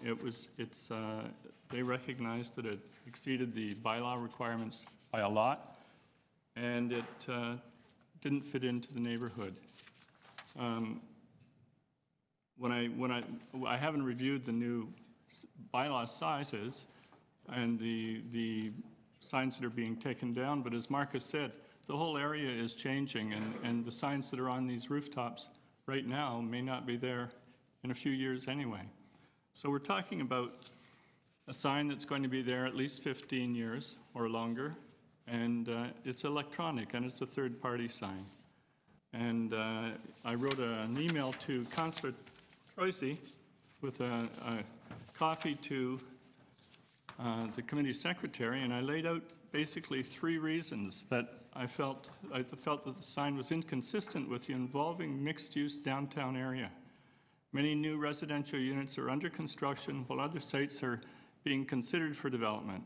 We will continue to see investments by individuals, institutions, and corporations that will contribute positively to this changing area, so close to the financial district. And these signs are not a positive, don't have a positive impact on our streetscape. The building is modest in architecture and small in scale, and it's going to be overwhelmed by the proposed illuminated sign. Now, I'm looking at the original sign. This one's a bit smaller. The sign will cover 3 to 5 floors immediately adjacent to Jarvis Street. The lighting and messaging from the sign is also potentially a distraction to drivers in the area, already difficult for pedestrians, as Carol mentioned, actually. My third point, when I wrote this email to Councillor Troisi, Sean McAuliffe had an opinion column in the Star on February 18th regarding a new downtown homeless shelter. He referenced a letter written by members of Toronto's Interfaith Coalition to Fight Homelessness. Mr. McAuliffe quoted the faith members in support of the homeless shelter. This new approach will see many more shelters like this one at 348 Davenport in every ward throughout Toronto. They will be part of the community they are built in, not apart from them. And I feel that this sign sets this building apart from our community. It doesn't fit in. So I just wanted to really, everybody has, Carol and Marcus articulated a lot of our concerns, but I really wanted to tell you how we do support homeless facilities in our neighborhood. My building is a condominium, and we donate money we make from film shoots to Dixon Hall in the thousands of dollars. I used to run marathons. We donated thousands of dollars to breakfast programs. And so we are a compassionate community. We do want to help Fred Victor Shelter or Center, but this is not the way to do it in a downtown neighborhood. So I'm asking that you turn this application down. Thank you. Are there any questions? Not seeing any. Thank you for coming. And I have one more speaker, Randall Panzer. Mr. Panzer.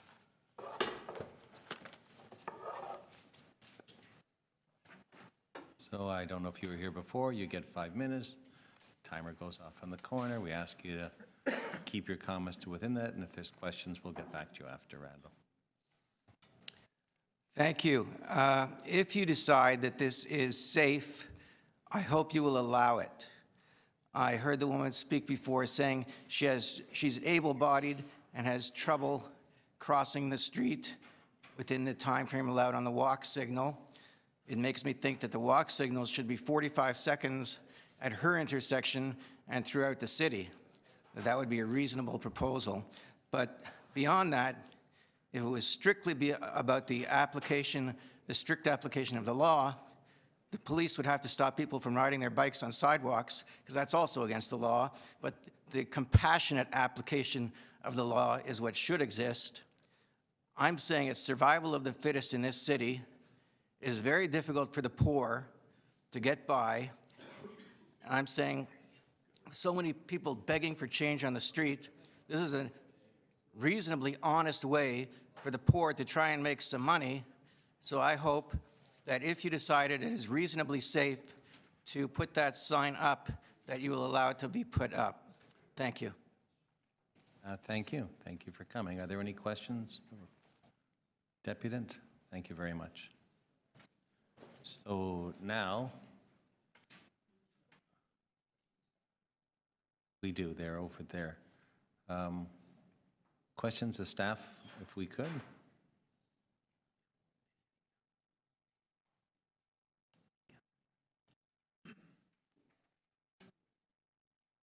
Sorry if I can just, staff was just conferring with each other, so I was giving them a moment to finish. Are there any questions from non-members of the committee of staff? Councillor Troisi? Yes.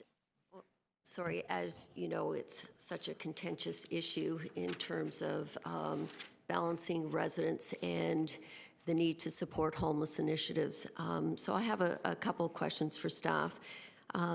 Safety has been raised by a deputant as well as maybe 2 deputants. Are there any safety issues that you would think would have an impact by having digital signage at this location? The bylaw does have requirements, sorry, through you, Mr. Chair. The bylaw does have requirements that signs be set back a certain distance from intersections. In this case, it wouldn't meet that requirement.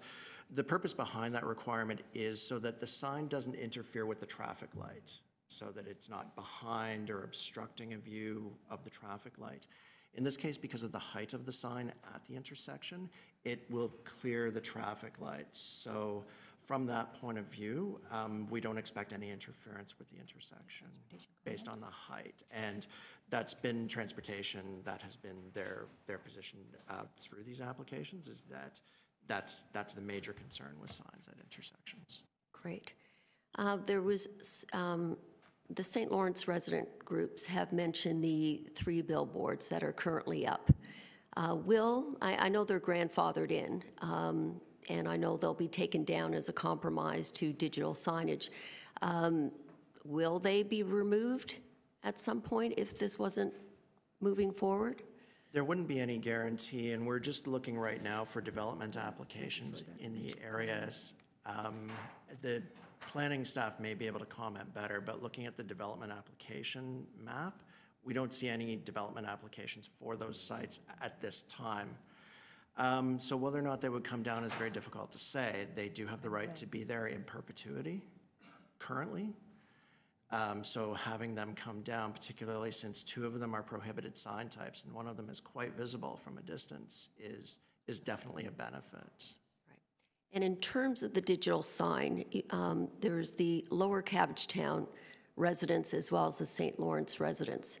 Is there any impact on those residents? And I'm just wondering why some of our local residents didn't sign the petition.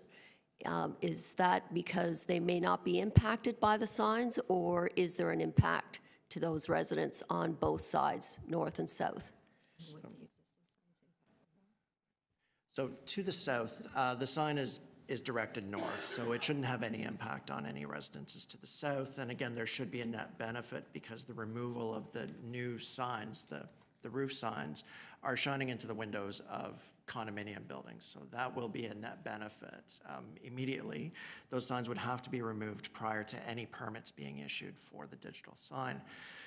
The height of the digital sign, well, it is tall enough to clear the stoplight. It's not tall enough to clear the Armory building. So any residents that are fronting on Shooter Street to the north, the sign wouldn't be visible to certainly the low rise. Some of the high rise residents may be able to see it, but there will be a reduction in the illumination by about 1/3. And the high rise residential is also, it's over 200 meters away. So we would think that any impacts on those residents would be negligible or very small. Also, the sign would shut off and is required to shut off at 11 p.m. and not turn on again until 7 a.m. So with all of those factors, we think that any impacts on the residences to the north would be minimal. Okay.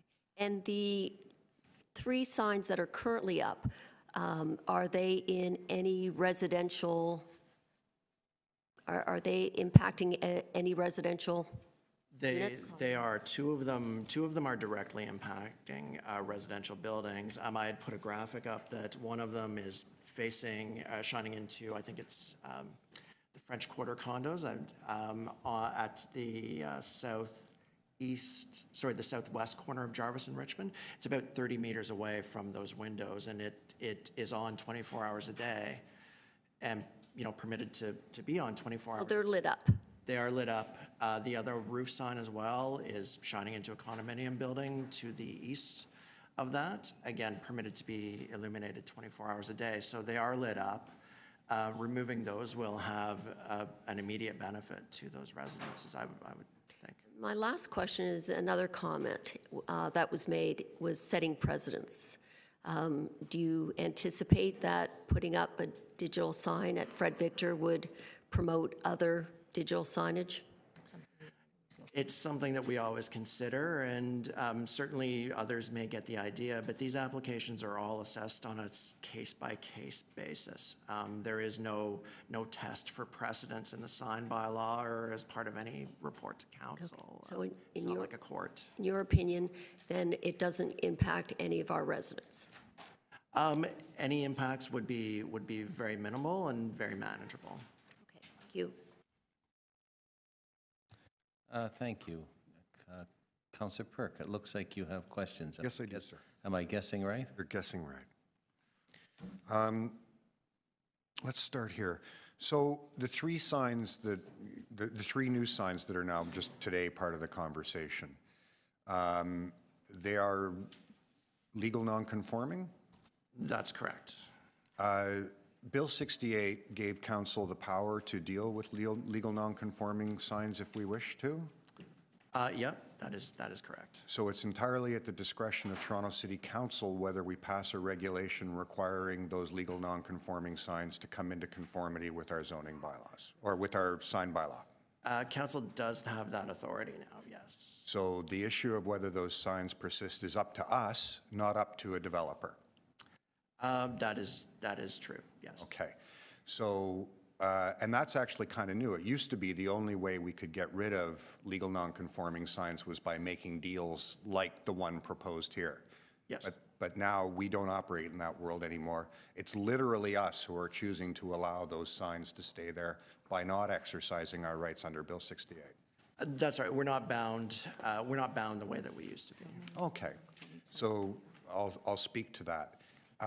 In the sign bylaw, there are evaluation criteria, if I recall, that we're supposed to look at when we consider a variance. Am I remembering that right? For a variance, there are specific criteria. For an amendment, there are not. It's a little more free. Okay. Okay. But the principle is the same, which is we're supposed to think about things like safety, impact on residents, and so on, because that's the purpose of the bylaw, to make sure that there aren't impacts on local residents, that there aren't interference with local safety, that kind of thing. That's what we're supposed to think about. Those would be the overall objectives of the bylaw, yes. Right. Is there anything in the bylaw that says we manage our signs based on thinking about where the money goes?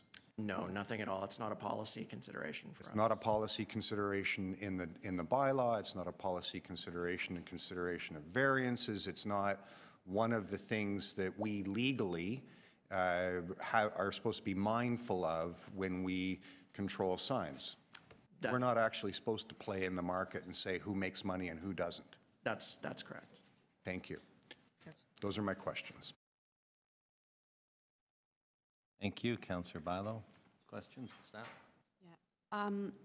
So the process that is being followed here, they're appealing for variances of the bylaw. For an amendment in this case. So it's not for an individual sign. It's a package that they've put forward, which includes a new sign and then removals of other signs. Okay. Any sign company, independent of where the money goes, can do that. They can and they do. And you evaluated upon a criteria that you have within the bylaw? Yes, yes, we do. So this new proposal that they have, are you supportive of that?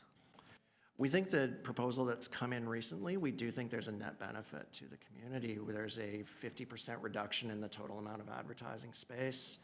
There's a reduction in the brightness, reduction in sign clutter. There are a number of sign bylaw objectives that this revised proposal does achieve. So you worked with the applicant, putting the way that you analyze the bylaw, all the safety concerns, the neighborhood concerns, everything, and what you're saying is the new proposal has a net positive impact. That's our position. Yeah. That's your professional position. It is definitely okay. better, yes. Independently of who's applying and where the money is going. Yeah. Okay. That's not a policy objective at all. Okay, thank you. So Ted, I'd like to ask you. My colleague brought up Bill 68, where we can require signs to comply with the new bylaw. Yes. So that's the 3 signs that are recommended to come down. We could require them to comply with the bylaw? Council could do that, yes. It would have to be part of, I believe, a larger exercise. I'd need to defer to legal on that if you wanted to know specifics. If we felt that those signs weren't appropriate where they are, which is what you've now told us, you said the signs aren't appropriate, they're an encumbrance on the neighbors, it's a good thing to get them out. Yes. That would be what you're saying if we went to legal and said we'd like them to comply, to have them removed. If those signs were then removed that way, would you report that the sign should go up? The electronic sign, if you didn't have the benefit of the 3 removals? We'd have to evaluate that. Well, what criteria would you use to recommend the package if there was no package? But the mitigation, the fact that they've mitigated a number of the impacts of the sign. So then if we went up the road to the Salvation Army, where they need money, just up the street, and they wish to put the same sign up, and they did the same mitigating factors, would you recommend a sign on their building if they had no signs to take down? But they had the same mitigating factors, the same hours of operation, the same dealing with the angles of the sign? Or would you go by the general bylaw, which has been the principle that you have used on every occasion when you have brought signs to us, and this is the first time that I've seen anything else come based on a package? To the chair, without this package, I would have a difficult time recommending the approval. So it's really the 3 signs that 68, my colleague has brought to our attention, could probably be brought down anyways if we went through those actions through council. I'd like to defer that question to legal in terms of how we go about that process and how many illegal signs there are and what that process would mean. I'm simply going back. There's 3 signs that you've now identified as being troublesome signs. So my question now was the Salvation Army, who is also always in desperate need of funds, does similar good work. If they brought an application in for the same sign without the removal of the 3 signs that are here, because that might be able to be removed under Bill 68, and did the same mitigating factors, would your report then recommend the sign? Because they angled it one way, because they turned it off at 11 o'clock, because they dropped down the light? To the chair, I'm not quite certain about the circumstances around the Salvation Army site. I've never considered it. I don't know what abuts that Salvation Army site. I don't think I can give an opinion. Oh, we had a sign at Spadina and Bloor on top of the Nadell Center. That fundraising was going, it had some conditions on it, it was going to be turned down at different hours. Did you recommend that sign? The sign in question, that was a roof sign, which is a prohibited sign type. So we didn't recommend it largely for that reason. The sign at 147 Queen Street is a wall sign, which is actually permitted by the sign bylaw. Electronic signs, though, are not. So it's not a permitted, I mean, please, Ted, is it a permitted sign? If it is, why are you here? No, that's why the application is here. I apologize. Okay. Now, the exhibition place had a sign request. Did you recommend that one? Note that we didn't recommend that one. It was in an open space area and also in an area-specific restriction for third-party signs and because of its proximity to Fort York. So which ones have you recommended like this? The 440 Front Street at the Well at Spadina and Front Street. Was that not part of a redevelopment package that you worked with the applicant and planning division? Yes, it was part of a redevelopment package. Any other one that was a standalone? Not that I can think of right now, but that... Either can I. Thank you very much. Councillor Perks, did you have other questions? You covered them very well, Mr. Chair. Councillor Fillion. Just curious on something. So under Bill 68, if council were to approve this sign, could the next council decide to order it taken down? They could. I mean, this sign, if it gets approved, only has a 5-year permit anyway. So they have to apply for a renewal in 5 years regardless of Bill 68. Right, but so within that 5-year period, Bill 68 doesn't allow you to take down signs that don't comply with the bylaw? Through you, Chair, just to answer, Bill 68 causing a change to Section 110 of the City of Toronto Act. There used to be a very strict legal nonconforming provision. That has been removed, but remains for bylaws that were enacted, with respect to bylaws that were enacted prior to the Bill 68 change. So if the City Council enacts a new bylaw, engages in that process, you'll be able to make bylaws that will have issues to bring signs into compliance with new standards and, cause other signs to be removed. But it is the sort of thing that would have to be used with all of our, legislative powers in an appropriate way to balance expressive rights and things like that. So it is conceivable that what you're describing could be in the content of a new bylaw. It may have some factors that would have to be, once that was looked at more closely, examined to say no. But it is possible that that could happen. I don't really understand the answer. So does Bill 68 have any, Bill 68 allows us to take down signs that don't comply with the bylaw, my general understanding.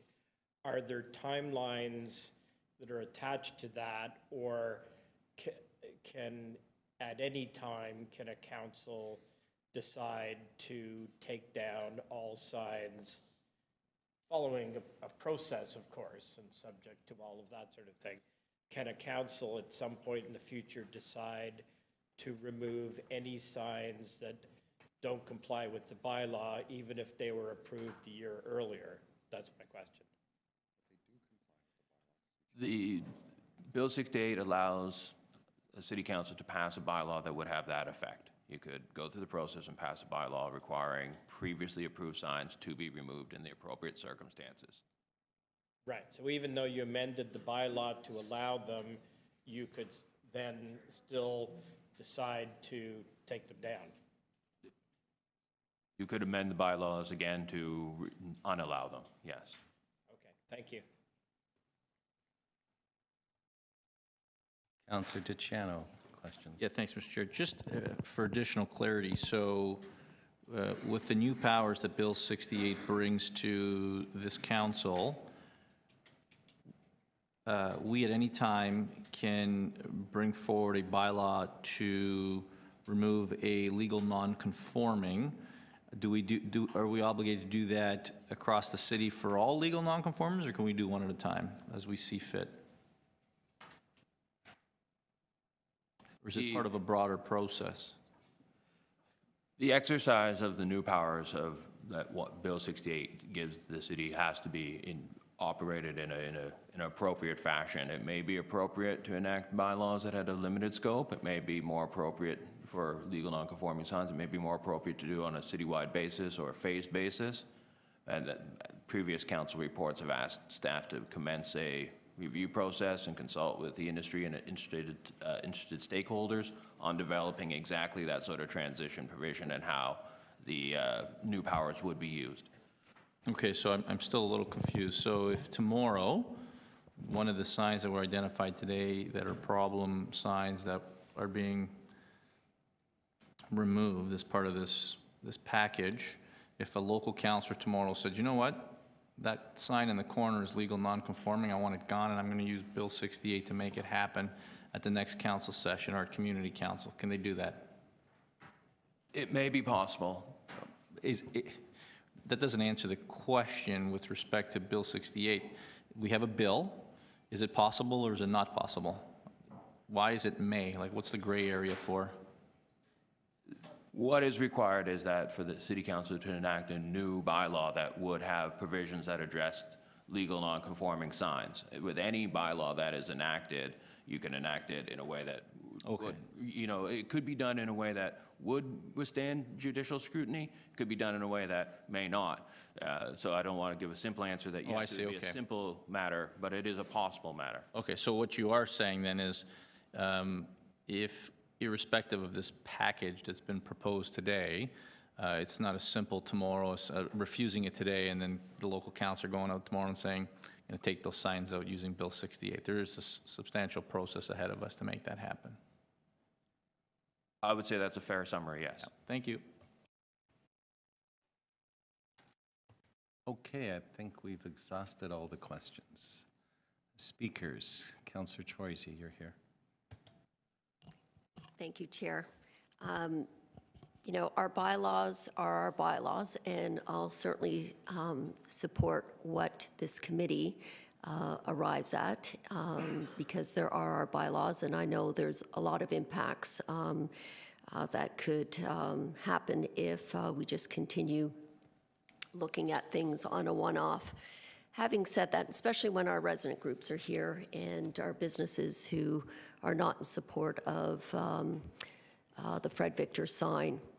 Having said that, you know, we need to begin thinking a little bit out of the box in terms of how we support agencies and organizations that deal with our homeless populations. I mean, I've had a career of working with the homeless population as a Parks and Recreation manager, and you know, the growing needs of this population, you know, these agencies are funded by the city and by other levels of government, but we can't provide enough support that they require. So I'm hoping that at some point we start thinking out of the box in terms of where do these great organizations that do help out vulnerable populations go when governments can't support the needs that they have. And maybe they need to go to the industry for support or look at other ways of fundraising. So I will just, you know, have to support what our resident groups have to say today, and hope that at some point we could reconvene and think about ways in which organizations like Fred Victor and Salvation Army and many more agencies have an opportunity to do other fundraising that is permitted. Thank you. Thank you. Councillor Perks to speak. Thank you. I'd like to start by moving the staff recommendation to deny the sign. So there are a whole lot of issues here, but it fundamentally turns on an argument about what council can and cannot do. It's been suggested that as we used to behave, that we treat this as a trade, getting rid of some signs that cause a problem and allowing a sign that doesn't cause, you know, and allowing a sign that also causes a problem, as long as what we're getting rid of caused a bigger problem than the new thing. That's how we used to do it, right? And so the principle used to be get the maximum benefit. And that was because we couldn't get rid of those signs any other way. Now we can. We're simply choosing not to. We have chosen as a council not to enact a bylaw requiring all legal non-conforming signs in the City of Toronto to meet the standards in our sign bylaw. That's a choice we made. Similarly, in Councillor Troisi's remarks, she said that council can't provide enough help to social agencies that are working on homelessness. And I would take issue with that. Council has chosen not to provide more funding in fighting homelessness. That's a choice we made as a council. We have other priorities for our money, and also many people on council seem to believe that keeping property taxes low for people who are quite wealthy in our society is more important than providing funding for dealing with the problems of homelessness. That's a choice council made. So our hands are not tied here. We're not trying to solve a particular problem that there's no other way to solve. We're actually dealing with a mess that we as a council, two messes that we as a council chose to create. We chose to create the problem with legal non-conforming signs having impacts on neighborhoods, and we chose to create insufficient funding for dealing with the problems of housing and homelessness. So I'm not going to be persuaded that we should ignore the fact that we've deliberately created these two problems as an elected body and say, well, because these problems exist, we'll give Fred Victor a special permission. Because quite frankly, I don't want to be in the position ever of thinking that the only way I can provide relief to people who are struggling to get into housing is by making our public spaces cluttered with advertising. Because the next thing that's going to come is there's going to be a daycare that needs money, and they're going to come forward. I've had churches that are having trouble providing resources in the local community say, we'd like a sign. I can remember 7 or 8 years ago, Toronto Community Housing was looking for funding by putting signs on the sides of some of their buildings. I will not be part of a government that says we will make this an awful city to walk around in because we're too cheap to provide the social services that we're choosing not to fund. That's a terrible way to govern. I want no part of it. The work that Fred Victor does is really important, and that's why every year when our budget comes to us, I propose that we increase property taxes so that we're in a better position of dealing with the problems that we're elected to deal with. That's the right way to do it. That's the principled way to do it, and that's the way that gets the best outcomes for the people of Toronto. Thank you, Councillor Perks. Councillor Bailo. Thank you, Mr. Chair. I will move the package that staff have worked with the applicant and Fred Victor. And I start by saying that we have a process and a sign industry that has rules and regulations and variances and asks for exemptions, and there's a process that was followed, and it got us here today. And I don't think that any cause should be used as an excuse to approve something that is not a benefit, a public benefit for the city, and it's not a good benefit for the city. So the reality is, if this package was not in front of us, even with the money going to Fred Victor, I would not be able to support it, because I don't believe, the same way that, just because it's affordable housing, we can build anything and everything in the city. If it's a sign that is not of public benefit, just because, the money is going to a very, very much dear cause, it should not be authorized. But what we have in front of us is something that staff said is supported. Staff said that there's a 5-year sign, this is a 5-year sign that is supported. And yes, we could, according to Bill 68, remove the signs, but we have to do bylaw change. I mean, by the time all that happens, it's probably the 5 years. That's the reality of the sign that we're going to be awarding. So what we have in front of us is a professional advice of staff that should not take any consideration of who the applicant and where the money is going, and they've given us that advice. And they said that it is a net benefit for the City of Toronto and for the industry and for the community to have this going through. We, as a political body, I think need and should have the responsibility to balance the other interests. And do I look now that I have a positive staff report, do I say, wow, I have a positive report in front of me, and on top of it, the money is going for this worthwhile organization?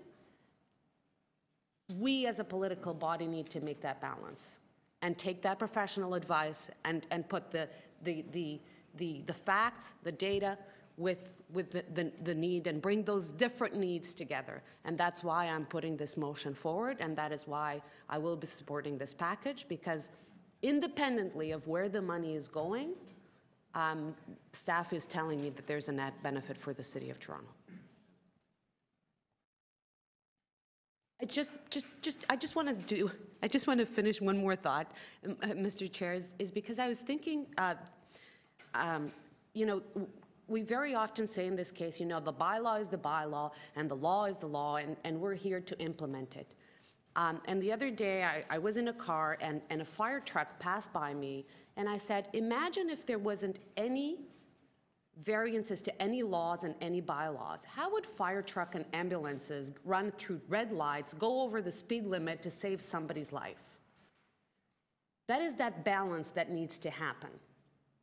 And that is exactly what I'm just trying to do in here, is we have something that is of net benefit and that on top of it has a huge social impact to our city as well.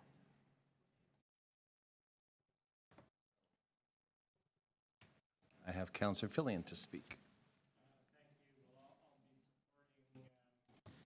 Councillor Perks's motion and the original staff recommendations rather than the slightly amended and, I have to say, severely flawed amended advice we got today. I mean, I think it's very clear if with and I hope we don't hear this anymore about, oh, if we give them this sign, they'll take these other illegal ones down. We should just take the illegal ones down. And those of us who are offended by such signs maybe should compile a list and make a motion and start doing it. You know, that'll remove them as a bargaining chip so that we get pure advice. You know, no matter how cynical I get, each year I find out I'm not nearly cynical enough in this place. And I'll be very interested in the lobbying on this one. I know with the last time we dealt with some controversial signs, there were 2 signs, and I did an analysis. Both were not recommended by staff. One got turned down by council, virtually no lobbying. The other hired, I think, 4 different lobbyists and used, if you were a left-wing councillor, you got a left-wing lobbyist. If you were from, you know, if you were on the executive during the Ford years, you got lobbied by somebody who'd been on Mayor Ford's staff, and it was all very selectively done. And that worked, it passed, and I do intend to continue with that research and make it public at some point fairly soon. Thank you. Councillor DiCiano. Thank you, Mr. Chair. I'm going to be supporting Councillor Bailau's request to have the alternate staff recommendations come forward. I think wow, I think some of the spin coming from one of my colleagues is masterful. It's award-winning, and I just don't buy any of it. Bill 68 may give us power, but it doesn't guarantee us anything. This proposal guarantees the removal of a few signs, and that's the realities we live in today, and it's going to evidently help out with some social services agencies in our city. So I think we take what's guaranteed and not play the card of what's not. And for the record, never talked to anybody about this item until this morning. Thank you very much.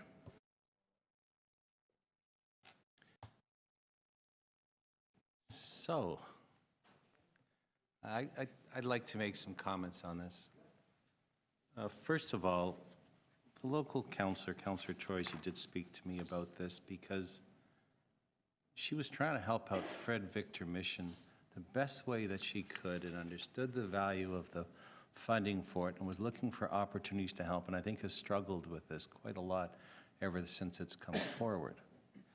And I take issue with the petition that was out there in particular because it was aimed at the local councillor and it talked about the good work that Fred Victor Mission does, and don't you want to give them some money? Who wouldn't sign that? Who's going to say they don't want to help them out by letting them have some revenue? In the words of a previous mayor, nobody would not sign that. Everybody would have signed that. And it's not fair that it's gone down that way, yet when we looked at it, it's not even people that live in the area. There is no petition from local area residents or businesses that actually say support this. I asked staff about a sign right down here at Bay and Queen inside the TD Bank building that must be similar in size, and they said, I'd love to get that sign out of there because it's an electronic digital sign that faces Bay Street. It's a Main Street and shouldn't be there, but it's behind the glass with a pole in the middle. So we can't take it out, but I would do everything I could to take it out. What's different with this sign? $150,000 going to Fred Victor Mission. If you need the money so much, I'd be more than happy to support them with the additional funding that they might need, because for $150,000, I wouldn't want to see the area ruined. That's really what a lot of this comes down to. Up the street, Salvation Army. If I give it to Fred Victor Mission, I may as well give it to the Salvation Army. And about the signs coming out, that area is along the relief line. They're on old buildings that are most likely going to come down. It's a heavy and new redevelopment area. Even if we don't act under Bill 68, which we might have the opportunity to do, I would lay odds with any of you now that those signs won't be there in 4 or 5 years, because those old buildings will be coming down and there'll be redevelopment sites, as much of the area is around there. So there is no great package or deal here. And I have never seen one report come forward to recommend anything near this type of electronic sign from staff before, until they got called into the mayor's office yesterday and tried to make a deal on it. You have to go by what you think is your professionalism. It's not, let's make a deal. If it's $150,000 and put forward a motion through the mayor's office for $150,000 more to support Fred Victor Mission, we'll all support it at council. That'll be the end of the sign. You don't do signs based on the fact that a not-for-profit can get some funding.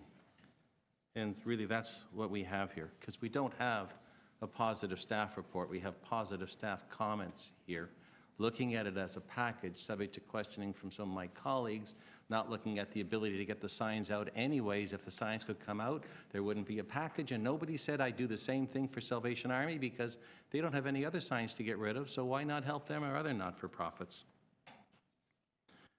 So I cannot support the recommendation to this huge, huge 30 by 15 sign facing the Main Street and a redevelopment area that's so bad that they don't want it facing the park and they don't want it facing the other buildings, that you got to angle it to the corner that's going to be subject to redevelopment. It's just not right. It's not the way that the city should be doing business. So I am very supportive of, as I said, not-for-profits. Those of you that know my history know that I've served on them, I've helped them, I've worked with all of you to give them funding, and I would work with the same thing here. If it's $150,000 and the local councillor wants to find a way to get that through our grant process, I would support it. I think every member of this committee would, and I think council would. If you show us the project and tell us what's the money for, we support those all the time. But I'm not trading. This isn't a horse trade where you trade off one big electronic sign that no one else would get there. And I have some real disappointment in Outfront Media for the way that they've gone about trying to get an electronic sign by finding a not-for-profits wall and using that as the focus of what it is and making this a contentious issue in the area for the local councillor who's new serving as a local councillor, although experienced serving with council and staff for many years. That's totally unfair. It's not right. That's unjust. And that's something I won't support here, councillor being used in that manner.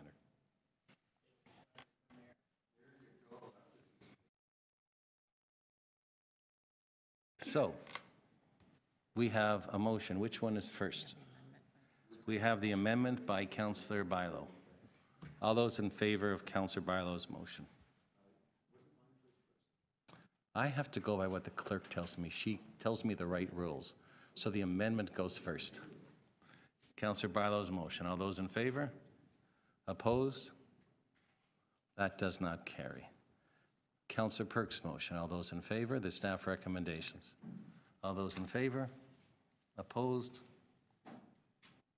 Well, that carries. So, going for the next item on the agenda. So the committee will be recommending to council the staff recommendations as in the report to not permit the variance to the sign bylaw to allow the... Chair, they were both staff recommendations.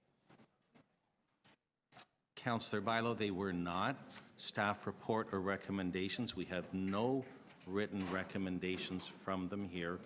We only have a presentation. That is not a staff recommendation when they make some comments, subject to questioning when they said they might not recommend it if the other signs were out. We don't have a staff report. That's not a staff report, that's your motion. So, anyways.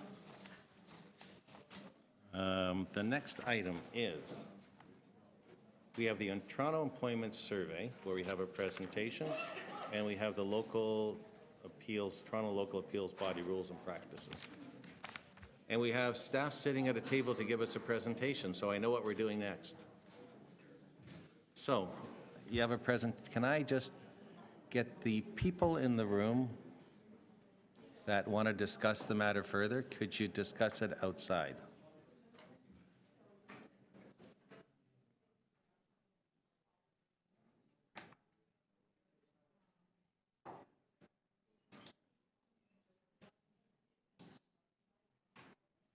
Okay. Now to a staff presentation.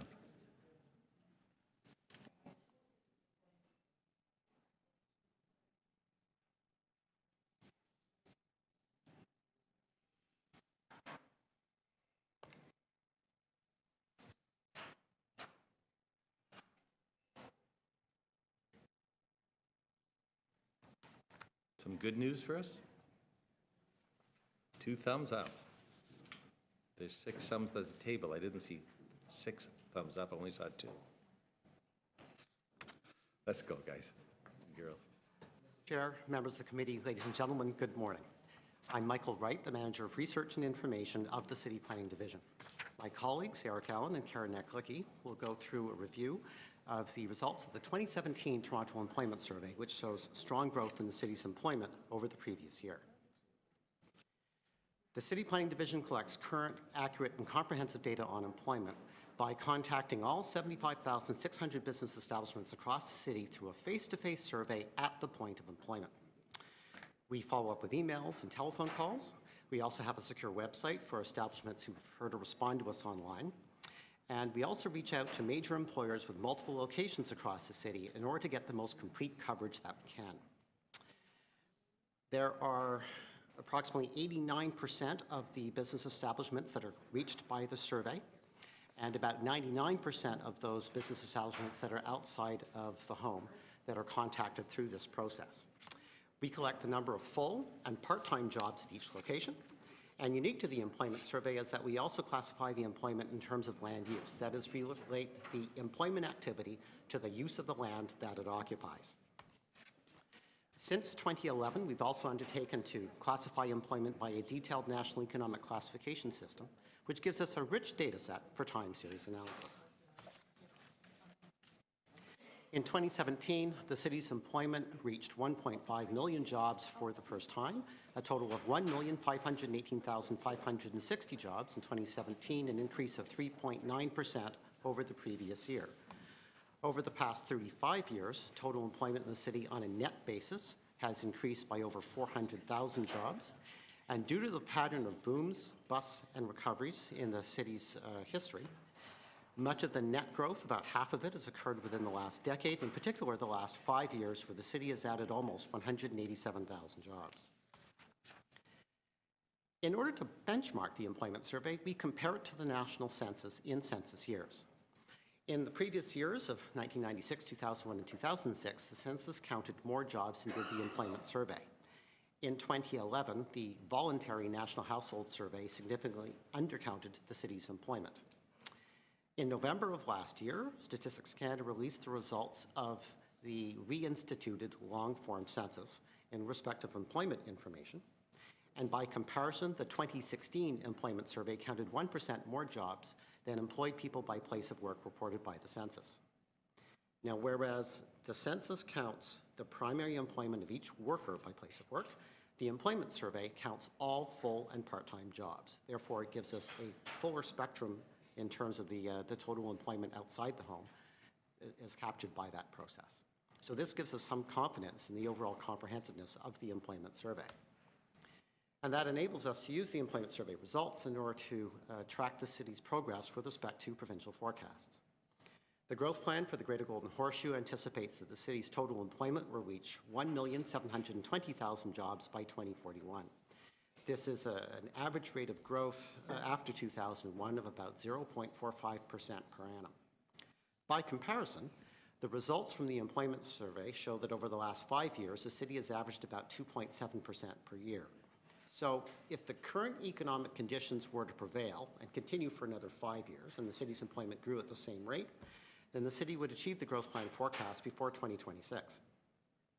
If, on the other hand, we chose a more moderate rate of growth going back to 2001, and that period includes a couple of recessionary periods, that represents about 1% growth per year on average. And at 13 years of that growth, we would achieve the growth plan forecast by 2031, still a full decade before the growth plan forecast horizons. So consequently, the city's employment is on track with the forecast supporting the growth plan. The Provincial Places to Go Act requires the province to review the growth plan forecasts every 5 years, and the next review is scheduled to begin later this year and will likely include a review of Toronto's forecasted employment. Returning to the 2017 survey results, this map shows the distribution of jobs across the city. The circles are proportionate to the number of jobs at each of the 75,620 establishments. The employment is concentrated spatially within the downtown, within the centres, in the designated employment areas, the purple areas on the map, as well as along the major arterial roads. Turning to the city's total employment by land use activity, survey results in 2017 show that half of all jobs in the city are in the office category, with strong representation in other land uses. Noting also the city's strong employment growth in 2017 saw all categories add jobs in 2017.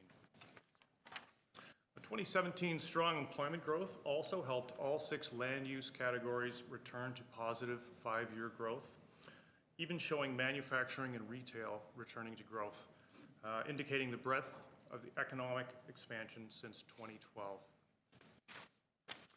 Now, in addition to employment by land use activity, the survey also measures employment by economic activity, and this allows for a more detailed portrait of the diversity of the city's economy and the strength and growth across many sectors.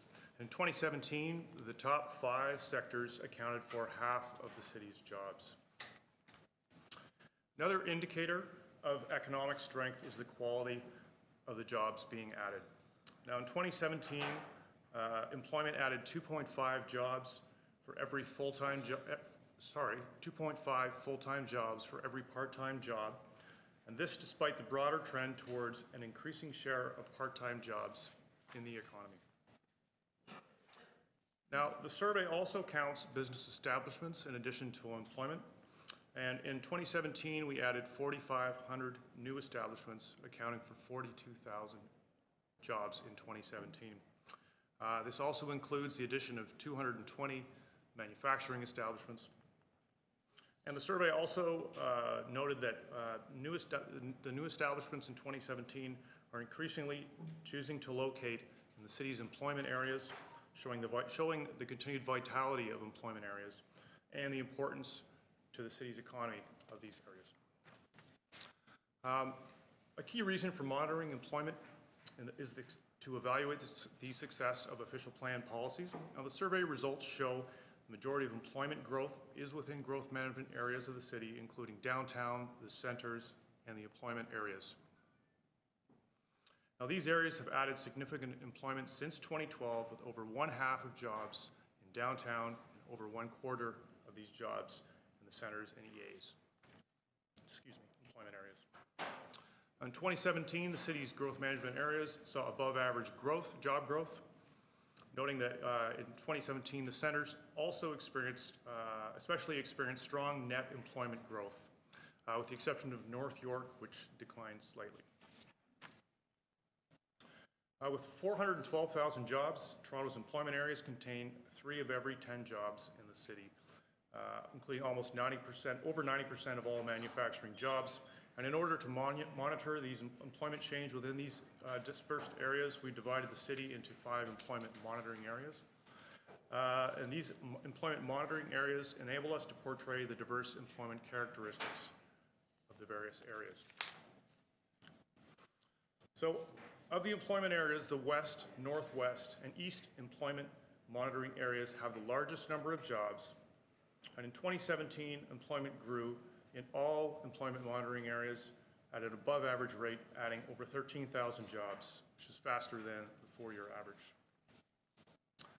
These are the highlights of the 35th Employment Survey. Planning for the 36th Annual Survey is currently underway, including efforts to improve our coverage of all employment in the city. Thank you. Are there any questions of staff? Councillor Fillion. I'm looking at this document on page 35, and I'm looking at the employment numbers for North York Centre, which shows a big jump from 2015 to 2016. Just waiting till everybody's there. Shows it jumping from 35,000 to 40,000. And I hope I'm wrong. I hope this got corrected before, but I recall that there were some employees of the North York Board of Education who were just arbitrarily assigned to their head office, even though they didn't work there, and that produced a big bump that year. And that was subsequently corrected. Is the mistake back in here? Through the chair, the numbers still reflect those footloose employees at that location. They do or they don't? They do, reflecting the input from the school board as to a way of accounting for those jobs that occur within the North District. We did submit a supplementary report at the committee's request last year that explained the differences in the total composition of employment in North York Centre. Right, but it's a completely misleading number. I'm looking over across the room here. I thought that had been corrected. We have a completely misleading number that continues to be in here and is extremely misleading. It's the workers at the North York Board of Education. They're not workers at the North. They work for the North York Board of Education. They were arbitrarily assigned to 5050 Yonge Street, even though they don't work there. We had subsequently corrected that, I thought, and they're back in here. And I assume that should not be the case? Chair, I'm going to ask Mr. Wright to respond to that. Through the chair, the numbers are still accounted here as similar to the recording of employment for other business establishments which have a similar condition, where there's a number of employees who are not physically at the head office, but in order to be accounted somewhere when they can't be tied to a specific location, are recorded there. Is that asterisked anywhere or anything like that? Why would we want to present misleading information? Because if you remove that, how many workers are we talking about?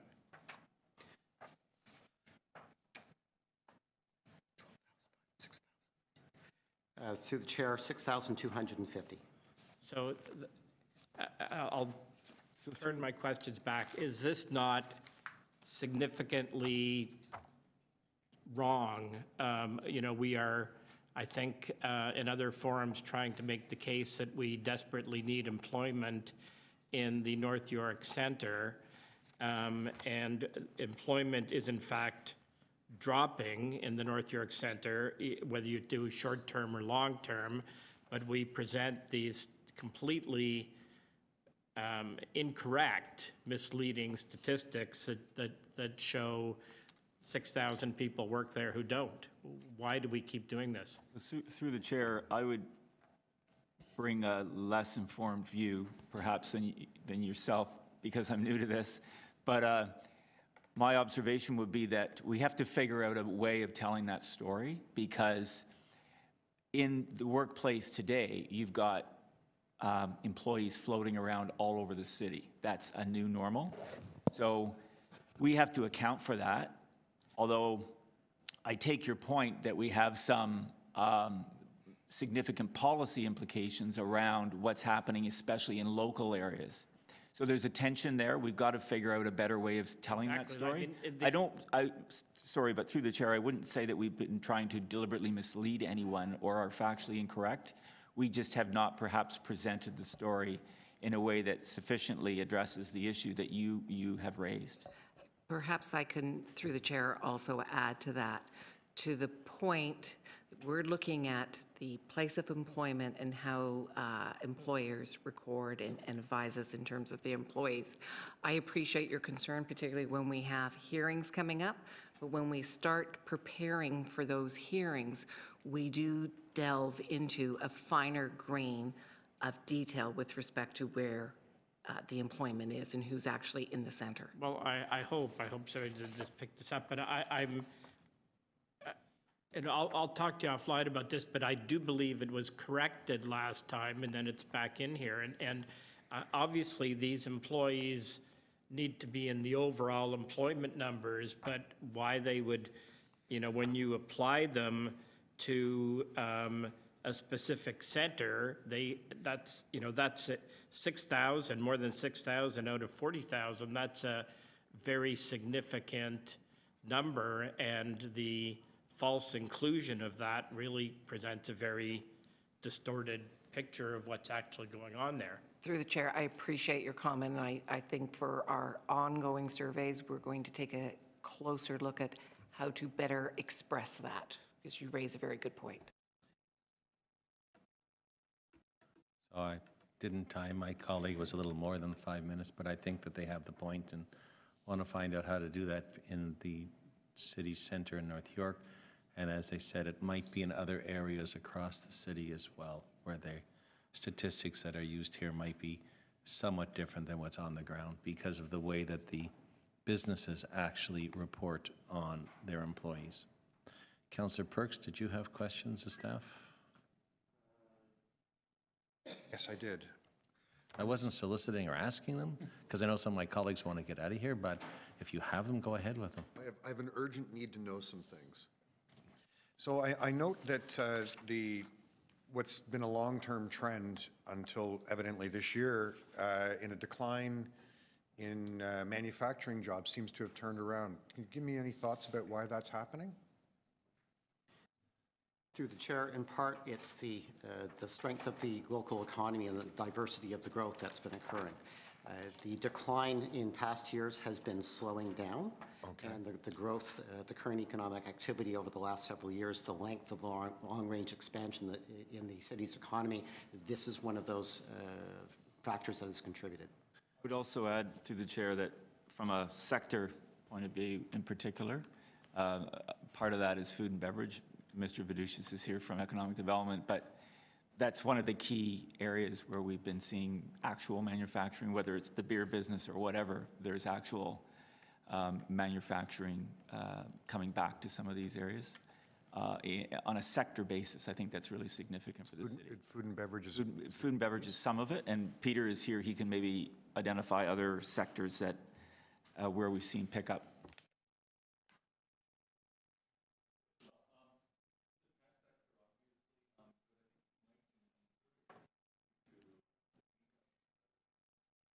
Yeah, I'm curious about, I'm delighted we're attracting manufacturing. I just want to understand where it is. Are there, and I think that's important because we want to understand if our hands are on the right levers to keep that growth going, or if there are things that we've done that have worked, or. Through the chair, there's a couple of factors in a number of different sectors, the processed goods sector and the food and beverage sectors, as an example.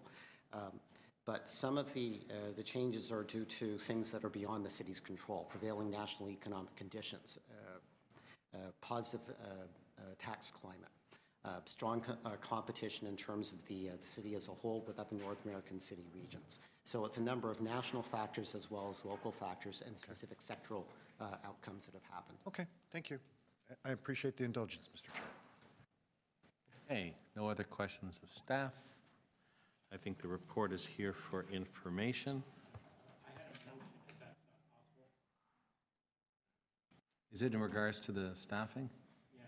Can I suggest that you talk with staff between now and council and see if there's something that they can accommodate that'll get you the information that you want for North York Civic Center and the other centers around the city, because... This isn't going to council. Oh. It's just to receive here. It's not going to council. What would you like, Councillor Fillion? The motion that that employment breakdowns by geographic area, the charts be amended to remove employees who do not actually work there. I don't think that they can do that. I think you have to work with them offline because they're shaking their heads. They don't have that citywide, so it would affect the Scarborough Civic Center, it would affect North York, it would affect some of the downtowns, because I believe, as I said, and they can correct me, if it's a large corporation like a life insurance corporation, they could say they have so many employees at that head office, but they could be in multiple locations across the city. So I think... May I make a suggestion, Chair? I'm listening. Okay. We can look at doing a small addendum that goes up on our website that clarifies the concern of Councillor Fillion and addresses that. And look for next year to have a way to be more explicit about Right. where they are. Greater and clarity, or correct. Make those notes there. Yes. Yep. Okay, thank you. So the recommendation is to receive the report. All those in favor? Any opposed? That's carried. The last item that we, oh, by the way, you should have known that the 900 York Mills Road was right in one of the biggest blobs in North York for employment on the map that we saw, interestingly enough. So it is a popular employment area. Toronto Local Appeal Body Rules of Practice and Procedures. There is, I don't know if there's questions of staff. I do have a motion that I wanted to add to this, so maybe I'll put it up now, and if you have questions, you can ask staff of that. It is to consider a mediation pilot project to encourage early dispute resolution. It's been drafted for me by the city solicitor's office. It's because, as I understand it, the current process is a little onerous. Documentation and arguments have to be in writing 90 days in advance. It's not really helping people sit down to find ways to do mediation. And mediation, sometimes people talking about it might be helpful, as the solicitor's office would like to encourage it as well. So this motion is to see if there's a way to do that better and not have to have as formal of a process, because the current process, as I understand from the report and speaking to staff, is a very cumbersome process. But this is the time for the comments to go back in, and this will be going on to council as well. Am I correct? This will be going to council if anyone wants to add anything to it there. But we're accepting what we've had for the first year and trying to make it more people-friendly the second year. Are there any questions of staff? Are there any speakers? All those in favor of the amendment? Any opposed? That's carried. The item is amended. All those in favor? Anyone in favor? Can I get a hand or two up here? Great. Any opposed? Not seeing any. Carried. We are finished the meeting, but thank you very much. This was the first meeting with Mr. Lintern as our chief planner.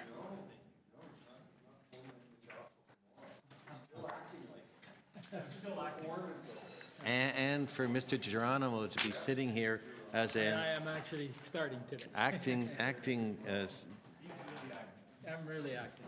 So I'm sure the light agenda, but an interesting meeting for all. Thank you.